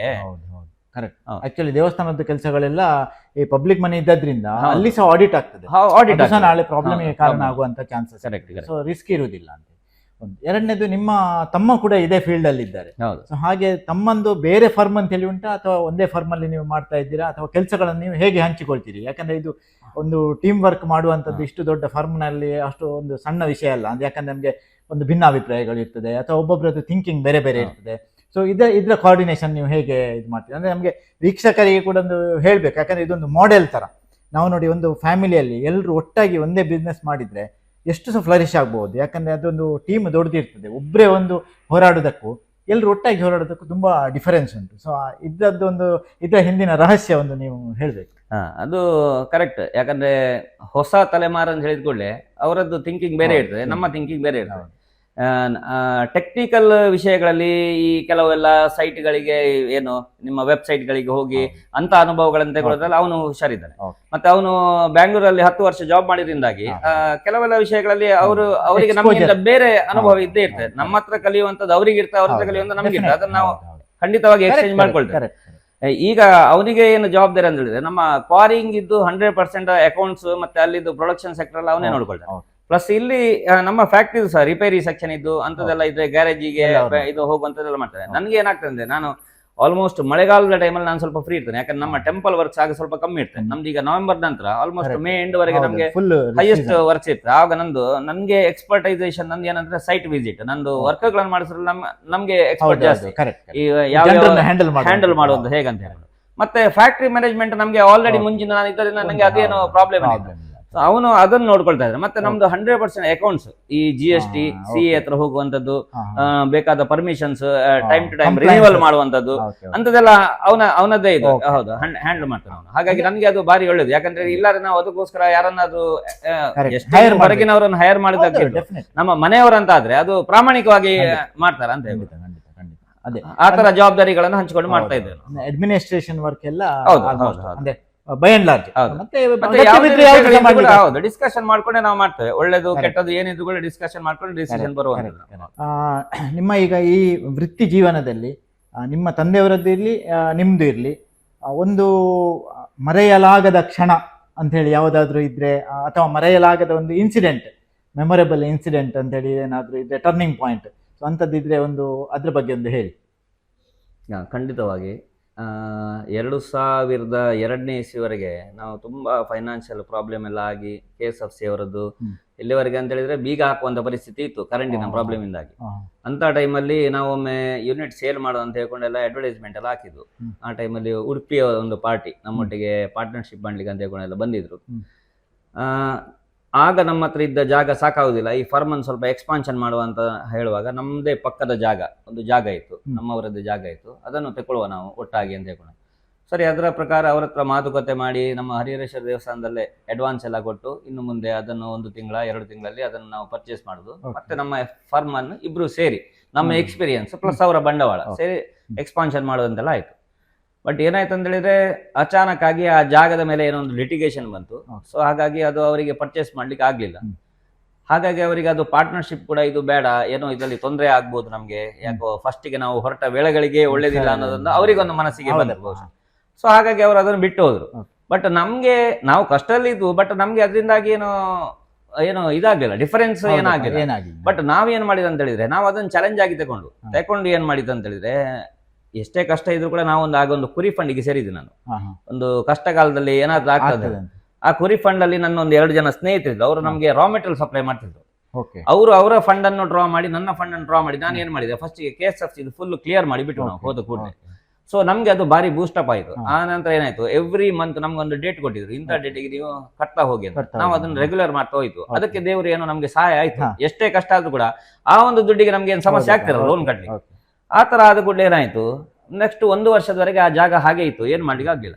ಮತ್ತೆ ನಾವೇ ಅದನ್ನು ಅವರ ಹತ್ರ ವಾಪಸ್ ಮಾತಾಡಿ ಅದನ್ನ ನಾವು ಪರ್ಚೇಸ್ ಮಾಡಿದ ನಂತರ ಅದು ಏನಾಯ್ತು, ತುಂಬಾ ತಗ್ಗಿತ್ತು ಆ ಜಾಗ. ಸೊ ಆ ಜಾಗವನ್ನು ನಮ್ಮ ಫ್ಯಾಕ್ಟ್ರಿ ಇದ್ದ ಜಾಗ ಹೈಟ್ ಇತ್ತು, ಅದನ್ನು ಆ ಲೆವೆಲ್ಗೆ ತಂದ್ರೆ ಮಾತ್ರ ನಮ್ಗೆ ಎಕ್ಸ್ಪಾನ್ಷನ್ ಮಾಡ್ಲಿಕ್ಕೆ ಆಗ್ತಿತ್ತು. ಅದೇ ಸಮಯಕ್ಕೆ ನಮ್ಮ ಹರಿಹರೇಶ್ವರ ದೇವಸ್ಥಾನದಲ್ಲಿ ಸಭಾಭವನ ಆಯ್ತು, ಹರಿಹರ ಸಭಾಭವನ ಅಂತ ಹೇಳ್ಕೊಂಡು ಆಯ್ತು. ಆ ಜಾಗ ಮಾಡುವಾಗ ಅದು ಜಾಗ ಇದು ದೊಡ್ಡ ಬರೆ ಇತ್ತು, ಅದನ್ನು ತೆಗೆದು ಎಲ್ಲಿಯಾದ್ರೂ ಸಾಗಿಸ್ಬೇಕಿತ್ತು ಆ ಕಾಂಟ್ರಾಕ್ಟ್ ವಹಿಸ್ಕೊಂಡವರಿಗೆ. ಸೊ ನಾವು ಅವರಿಗೆ ನಮ್ಮ ಜಾಗವನ್ನು ಇದು ಮಾಡಿದ್ದು, ಅವನು ಭಾರಿ ಖುಷಿಯಲ್ಲಿ ಹಾಕೊಂಡ, ಯಾಕಂದ್ರೆ ಅವನು ಹುಂಡಿ ಕಾಂಟ್ರಾಕ್ಟ್ ವಹಿಸ್ಕೊಂಡಿದ್ದ. ಅವನಿಗೆ ಎಷ್ಟೋ ಕಿಲೋಮೀಟರ್ ದೂರ ಎಲ್ಲ ಮಣ್ಣು ಸಾಗಿಸ್ಲಿಕ್ಕೆ ಅವನಿಗೆ ಆಗುದಿಲ್ಲ, ಅವನು ಭಾರಿ ಕಮ್ಮಿಗೆ ವಹಿಸ್ಕೊಂಡಿದ್ದ, ನಿಯರೆಸ್ಟ್ ಪಾಯಿಂಟ್ ಇದ್ದಷ್ಟು ಒಳ್ಳೇದಂತೆ. ಸೊ ಅದು ನಮ್ಗೆ ಹರಿಹರೇಶ್ವರ ದೇವಸ್ಥಾನದಿಂದ ಮಣ್ಣು ಬಂದದಿಂದಾಗಿ ನಮ್ಮ ಎಕ್ಸ್ಪಾನ್ಷನ್ಗೆ ಭಾರಿ ಒಳ್ಳೆ ಆಯ್ತು, ದೊಡ್ಡ ಗ್ರೌಂಡ್ ಆಯ್ತು. ನಮ್ಮ ಜಾಗ ಮತ್ತೆ ಆ ಜಾಗ ಮರ್ಜ್ ಆದ್ರಿಂದಾಗಿ ನಮ್ಗೆ ಸಾಧಾರಣ ಆಲ್ಮೋಸ್ಟ್ ಒಂದು 2 ಎಕರೆ ಜಾಗ ನಮ್ದು ನಿರ್ಮಾಣ ಲೆವೆಲ್ ಆಯ್ತು. ಅಷ್ಟೇ ಅದೇ ಟೈಮಿಗೆ ಸರಿಯಾಗಿ ನಾವು 2007ರಲ್ಲಿ ನಮ್ಮ ಬಿಸ್ನೆಸ್ ಕೂಡ ಎಕ್ಸ್ಪಾನ್ಷನ್ಗೆ ದೊಡ್ಡ ಮಿಷನ್ ಎಲ್ಲ ಹಾಕಿದ್ವು. ನಮ್ಗೆ ಇದು ಜಾಗಗಳೆಲ್ಲ ನಮ್ಗೆ ಬೆನಿಫಿಟ್ ಆಯ್ತು. ಸೊ ಅದೊಂದು ಒಳ್ಳೆ ಟರ್ನಿಂಗ್ ಪಾಯಿಂಟ್. ಅದೇ ಪ್ರಕಾರ ಬಹುಶಃ ನಾವು ಆ ದಿವಸ ಅವರೊಟ್ಟಿಗೆ ಪಾರ್ಟ್ನರ್ಶಿಪ್ಗೆಲ್ಲ ಹೋಗ್ತಿದ್ರೆ ಈ ಫರ್ಮ್ ಇಷ್ಟು ತಂದೆಯವರು ಕಷ್ಟಪಟ್ಟು ಮಾಡಿದ್ದು ಅದು ನಮ್ದಂತ ಉಳಿತಿರ್ಲಿಲ್ಲ. ನಾವು ಯಾರ್ದೋ ಫ್ಯಾಕ್ಟರಿ ನಾವು ದುಡಿಬೇಕಾಗುವಂತ ಪರಿಸ್ಥಿತಿ ಬರ್ತಿದ್ದೇನೆ, ಬಟ್ ಅದು ದೇವರ ಸಂಕಲ್ಪ, ಅದು ನಮ್ಮ ಕೈಯಲ್ಲಿ ಉಳಿಬೇಕಂತಿತ್ತು. ಹಾಗಾಗಿ ಅವರು ಎಲ್ಲಾ ರೀತಿಯಲ್ಲಿ ಅವರೇ ಸಹಾಯ ಮಾಡಿಕೊಟ್ರು ನಮ್ಗೆ. ಅದೊಂದು ಖಂಡಿತ ಟರ್ನಿಂಗ್ ಪಾಯಿಂಟ್ ನಮ್ಮ ಜೀವನದಲ್ಲಿ. ಅದಂದ್ರೆ ಅದೇ ನಾವು ಎಣಿಸುದೇ ಒಂದು, ದೇವರು ಮಾಡುವುದೇ ಒಂದು, ನಮ್ದು ಆದ್ರೆ ನಮ್ದೊಂದು ಪ್ಲಾನ್ ಇರ್ಬೇಕು. ಆಗ ಅವ್ರು ಏನಾದ್ರು ನಮ್ಗೆ ಕೊಡ್ತಾರೆ ಅನ್ನೋದಕ್ಕೆ ಪ್ರಾಮಾಣಿಕವಾಗಿ ಪ್ರಯತ್ನ ಮಾಡಿ ಯಾರು ನೋಡಿ ಜೀವನದಲ್ಲಿ ಏನಾದ್ರು ಸಫಲತೆ ಕಾಣಬೇಕಂತ ಕಷ್ಟಪಡ್ತಾರೆ ನೋಡಿ, ಅಂತವನಿಗೆ ದೇವರು ಕೈ ಬಿಡುದಿಲ್ಲ ಅನ್ನೋದು ನಾನು ಹೇಳಿದೊಂದು ಖಂಡಿತ ನಿದರ್ಶನವೇ. ಖಂಡಿತ ನಿಮ್ಮ ಈ ಜೀವನದ ಅನುಭವ ಉಂಟಲ್ಲ ಇದೆಲ್ಲ, ಸೊ ಇದು ಒಂದು ದೇವರ ದಯೆ ಮತ್ತೆ ನಮ್ಮ ಶ್ರಮ ಎರಡು ಒಟ್ಟಾದ್ರೆ ಸಕ್ಸಸ್ ಗ್ಯಾರಂಟಿ ಅನ್ನೋದಕ್ಕೆ ಒಂದು ಖಂಡಿತ ಇದೊಂದು ನಿದರ್ಶನ ಅಂತ ಹೇಳ್ಬಹುದು. ಅದೇ ತರ ನಮ್ಗೆ ರಿಲೇಟಿವ್ಸ್ ಕೂಡ ಆ ಟೈಮಲ್ಲಿ ತುಂಬಾ ಸಹಾಯ ಮಾಡಿದ್ದಾರೆ. ಎಲ್ರು ನಮ್ಮ ಮೇಲೆ ಒಂದು ವಿಶ್ವಾಸ ಇಟ್ಟು ಏನೋ ಒಂದು ಒಳ್ಳೇದು ಮಾಡ್ತಾ ಇದ್ದಾರೆ, ಇವರು ಹೊಸ ಫೀಲ್ಡ್ ಕಷ್ಟ ಪಡ್ತಾ ಇದ್ದಾರೆ ನೋಡು, ಆದ್ರೆ ಖಂಡಿತ ಸಕ್ಸಸ್ ಆಗ್ತಾರೆ ಅನ್ನೋದೊಂದು ಭರವಸೆಯಿಂದಾಗಿ ನಮ್ಗೆ ತುಂಬಾ ಸಹಾಯ ಮಾಡಿದ್ದಾರೆ. ನಮ್ಗೆ ಸಹ ಅದೇ ಪ್ರಕಾರ ದೇವರು ಟೈಮ್ ಟು ಟೈಮ್ ಅವರು ಹೇಗೆ ಸಹಾಯ ಮಾಡಿದ್ದಾರೆ ಅದೇ ರೀತಿ ಸ್ವಲ್ಪ ಲೇಟ್ ಆದ್ರೂ ಕೂಡ ಅವರಿಗೆ ನಾವು ಒಂದು ಹಿಂದೆ ಕೊಡುವಂತ ವ್ಯವಸ್ಥೆ ಕೂಡ ಖಂಡಿತ ದೇವರು ಮಾಡಿಕೊಟ್ಟಿದ್ದಾನೆ. ಅವರನ್ನು ಯಾವತ್ತೂ ನಾವು ಮರಿಲಿಕ್ಕಿಲ್ಲ. ಮತ್ತೆ ಅದೇ ತರ ನಮ್ಮವರೇ ನಮ್ಗೆ ಫಸ್ಟ್ ಆರ್ಡರ್ ಕೊಟ್ಟ ಅಂತ ಹೇಳಿದ್ರೆ ಮಾಳದಲ್ಲಿ ಸುಬ್ರಾಯ ಲೋಂಡೆ ಅವರ ಮನೆಗೆ ಒಂದು ಸ್ವಲ್ಪ ಅವರದ್ದೇನೋ ರಿನೋವೇಷನ್ ಆಗಿತ್ತು ಮನೆದು. ಆ ಟೈಮಲ್ಲಿ ಒಂದು ನಮ್ಮವರಿಗೆ ಒಂದು ಆರ್ಡರ್ ಕೊಡ್ಬೇಕಂತ ಹೇಳಿ ಕರೆದು ಕೊಟ್ಟಿದ್ದಾರೆ. ಅದೇ ತರ ದಿವಾಕರ್ ಚಿಪ್ಲೋಣ್ಕರ್ ಪಾಜನಾಡ್ಕ ಅವರು ಹಾಗೆ ಅವರ ಮನೆ ದೇವರ ಕೊನೆಗೆ ಇವತ್ತು ಸಹ ಉಂಟು ಗ್ರಾನೈಟ್. ಬಹುಶಃ ಒಂದು 20 ವರ್ಷ ಆಯ್ತಾ ಫ್ಲೋರಿಂಗ್ ಮಾಡಿ ನಮ್ಮ ಮನೆಗೆ ಉಂಟು. ಹೌದು, ಬಂದಾಗ ಮೊನ್ನೆ ನೋಡಿದೆ ನಿಮ್ಮಲ್ಲಿ ಬಂದಾಗ. ಹಾಗೆ ಅದು ಫಸ್ಟ್ ಆರ್ಡರ್ ನಮ್ಗೆ. ಆ ನಂತರ ನಿಮ್ಮ ಮಾಳದಲ್ಲಿ ಹಳೆಪಳ್ಳಿ ದೇವಸ್ಥಾನದ್ದು ರಿನೋವೇಷನ್ ಫಸ್ಟ್ ಆಗುವಾಗ ಈ ಸಲ ವೆಂಕಟೇಶ್ ಗೋರೆ ಮಾಳ ಅವರ ಮನೆಗೆ ನಮ್ಮ ಈಗ ಏನು ಜಗದೀಶ್ ಗೋಖಲೆ ಟ್ಯಾಕ್ಸ್ ಆಫೀಸರ್ಸ್ ಇದ್ರಲ್ಲ ಅವರು ನಮ್ಮವರು ತುಂಬಾ ಜನ ಹೆಲ್ಪ್ ಮಾಡಿದ್ದಾರೆ, ಆರ್ಡರ್ ಕೊಟ್ಟಿದ್ದಾರೆ, ಸಪೋರ್ಟ್ ಮಾಡಿದ್ದಾರೆ. ಅವರ ಕ್ಯಾರಫ್ ಅಲ್ಲಿ ನಮ್ಮ ಇನ್ನೊಬ್ರು ಮಾವಶಿ ಮಗ ಗೋಪಾಲಕೃಷ್ಣ ಗೋರೆ ಅಂತ ಅವರು ಲೆಕ್ಚರ್ ಆಗಿದ್ರು ಉಪ್ಪಿನಂಗಡಿ ಎಲ್ಲ. ಅವರ ಫ್ರೆಂಡ್ಸ್ ಮನೆಗಳೆಲ್ಲ ಆಗುವಾಗ ಅವರು ತುಂಬಾ ಜನ ನಮ್ಗೆ ರೆಫರ್ ಮಾಡಿದ್ದಾರೆ, ಆರ್ಡರ್ ಗಳನ್ನೆಲ್ಲ ಮಾಡಿ. ಆಗ ನೀವು ಆಕ್ಚುಲಿ ಪಾಲಿಶ್ ಮಾಡ್ತಿದ್ವಿ. ಆಗ ನಾವು ಇನಿಷಿಯಲ್ ಸ್ಟೇಜ್ ಅಲ್ಲಿ ಇದ್ವು. ನಮ್ಗೆ ಆಗ ಅಷ್ಟು ಮಾರ್ಕೆಟಿಂಗ್ ಮತ್ತೆ ಅದೇ ಒಬ್ಬರಿಂದ ರೆಫರೆನ್ಸ್ ಆಗಿ over A period of time ಅದು ಒಳ್ಳೆ ಅಂದ್ರೆ ಕ್ವಾಲಿಟಿ ಉಂಟು ಅಂತ ಹೇಳಿ ಗೊತ್ತಾದ್ರೆ ಜನ 1 by 1 ಆರ್ಡರ್ ಕೊಡ್ತಾರೆ. ಯಾಕಂದ್ರೆ ಸಾಧಾರಣ ಏನು ನಮ್ಮವರದ್ದು ಸಪೋರ್ಟ್ ಯಾವಾಗ್ಲೂ ನಮ್ಗೆ ಸಿಗೋದು ಕಮ್ಮಿ, ಬಟ್ ನಮ್ಗೆ ಹಾಗಾಗ್ಲಿಲ್ಲ. ಎಲ್ಲರೂ ನಮ್ಗೆ ಆರ್ಡರ್ ಗಳನ್ನು ಕೊಟ್ಟಿದ್ದಾರೆ, ಅವರಿಗೆ ಗುರ್ತ ಇದ್ದವರಿಗೆ ರೆಫರ್ ಮಾಡಿದ್ದಾರೆ. ಸೊ ಹಾಗಾಗಿ ಆ ವಿಷಯಗಳಲ್ಲಿ ಸಹ ನಾವು ಅವರಿಗೆ ಯಾವಾಗ್ಲೂ ಚಿರಋಣಿ. ಯಾಕಂದ್ರೆ ಸ್ಟಾರ್ಟಿಂಗ್ ಟೈಮ್ ಅಲ್ಲಿ 10 ರೂಪಾಯಿದು ವ್ಯಾಪಾರ ಒಬ್ಬ ಹೌದು ದೊಡ್ಡ ವಿಷಯ ಇನಿಷಿಯಲ್ ಸ್ಟೇಜ್. ಇವತ್ತು ನಾವೀಗ ದೊಡ್ಡವರಾದ ಮೇಲೆ ನಾವು ನೋಡುದಕ್ಕೂ ಆಗಕ್ಕೂ ತುಂಬಾ ಡಿಫರೆನ್ಸ್ ಉಂಟು. ಅಥವಾ ಒಂದು ಹನಿಗೂಡಿ ಹಳ್ಳ ಅಂತ ಹೇಳುದು, ಎಷ್ಟು ಸಣ್ಣ ವಿಷಯ ಕೂಡ ಅದು ದೊಡ್ಡದಾಗ್ಲಿಕ್ಕೆ ಅದೇ ಫೌಂಡೇಶನ್. ಹಾಗಾಗಿ ಅದನ್ನು ನಾವು ಮರಿಬಾರ್ದು. ಸೊ ಆ ಕೃತಜ್ಞತಾ ಭಾವ ನಿಮ್ಮಲ್ಲಿ ಇರುವುದು ಕೂಡ ಒಂದು ಆ ಗುಣ ಒಳ್ಳೇದು. ಆ ಗುಣ ಇದ್ದದ್ರಿಂದ ನೀವು ಇವತ್ತಿನ ದಿವಸ ಇಷ್ಟು ಮೇಲೆ ಎತ್ತರಕ್ಕೆ ಏರಿದ್ದೀರಿ ಅಂತ ಹೇಳಿ ನಮ್ಮ ಎಲ್ಲರ ಭಾವನೆ. ಇಂಟರ್ವ್ಯೂಗೆ ಬಂದದ್ದು ಒಂದು ಲೆಕ್ಕದಲ್ಲಿ ಇವತ್ತು ಒಳ್ಳೇದೇ ಇದಾಯ್ತು. ಯಾಕಂದ್ರೆ ಈ ಸಂದರ್ಭದಲ್ಲಿ ಈ ವರ್ಷ ನಮ್ದು 25ನೇ ವರ್ಷ ನಮ್ಮ ಇಂಡಸ್ಟ್ರಿ ಫಾರ್ಮೇಶನ್ ಆಗಿ 2000ನೇ ಇಸ್ವಿ ಅಕ್ಟೋಬರ್ 31ಕ್ಕೆ ನಮ್ದು ಆಕ್ಚುಲಿ ವರ್ಕಿಂಗ್ ಸ್ಟಾರ್ಟ್ ಮಾಡಿದ ಡೇಟ್ ನಮ್ದು 25 ವರ್ಷ ಆಗ್ತದೆ ಈಗ ಈ ಇಂಡಸ್ಟ್ರಿ ಸ್ಟಾರ್ಟ್ ಆಗಿ. ನಮ್ದು ಈ ಅಕ್ಟೋಬರ್ ತಿಂಗಳಿಗೆ ಆಗ್ತದೆ. ಹಾಗಾಗಿ 25 ವರ್ಷದ ಜರ್ನಿ ಇಲ್ಲಿವರೆಗೆ ನಿಮ್ಮೊಟ್ಟಿಗೆ ಹಂಚ್ಕೊಂಡದ್ದು ನಮ್ಗೆ ಸಹ ತುಂಬಾ ಒಳ್ಳೆದಾಯ್ತು. ದೇವರು ಇನ್ನೂ ಕೂಡ 25-30 ವರ್ಷ ಮುಂದೆ ಕೂಡ ಇದು ನಡೆದುಕೊಂಡು ಇನ್ನೂ 4-5 ಫ್ಯಾಕ್ಟ್ರಿ ಹಾಕುವಂತ ಒಂದು ಯೋಗ ದೇವರು ಕೊಡ್ಲಿ ಅಂತ ಹೇಳಿ ನಾವು ಕೂಡ ಆಶಿಸ್ತೇವೆ. ಇರ್ಲಿ, ನೀವು ಇಷ್ಟು 1 ಗಂಟೆಗಳ ಕಾಲ ತಂದೆ ಮತ್ತೆ ಮಗ, ಇನ್ನೊಬ್ರು ನಿಮ್ಮ ಮಗ ಇವತ್ತು ಸಿಗ್ಲಿಲ್ಲ ನಮ್ಗೆ.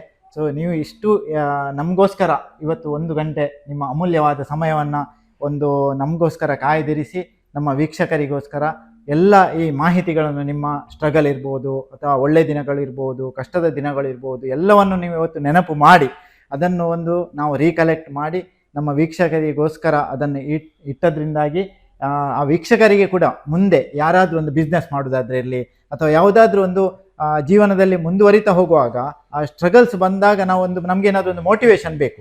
ಇಲ್ಲದ್ರೆ ಏನಾಗ್ತದೆ, ನಾವು ಡಿಪ್ರೆಸ್ ಆಗ್ತೇವೆ. ಸೊ ನನಗೆ ಹೀಗೆ ಆಯ್ತಲ್ಲ ಹಾಗೆ ಆಯ್ತಂತಲ್ಲ, ಹಾಗೆಲ್ಲ ಪ್ರತಿಯೊಬ್ಬರಿಗೆ ಇಂಥ ಸಿಚುವೇಶನ್ ಬರ್ತದೆ. ಬಟ್ ಅದನ್ನು ನಾವು ಸಫಲವಾಗಿ ಎದುರಿಸಬೇಕು. ಆ ಎದುರಿಸಿದ್ರೆ ಮಾತ್ರ ಅದರಲ್ಲಿ ನಮಗೆ ಸಕ್ಸಸ್ ಸಿಗ್ತದೆ.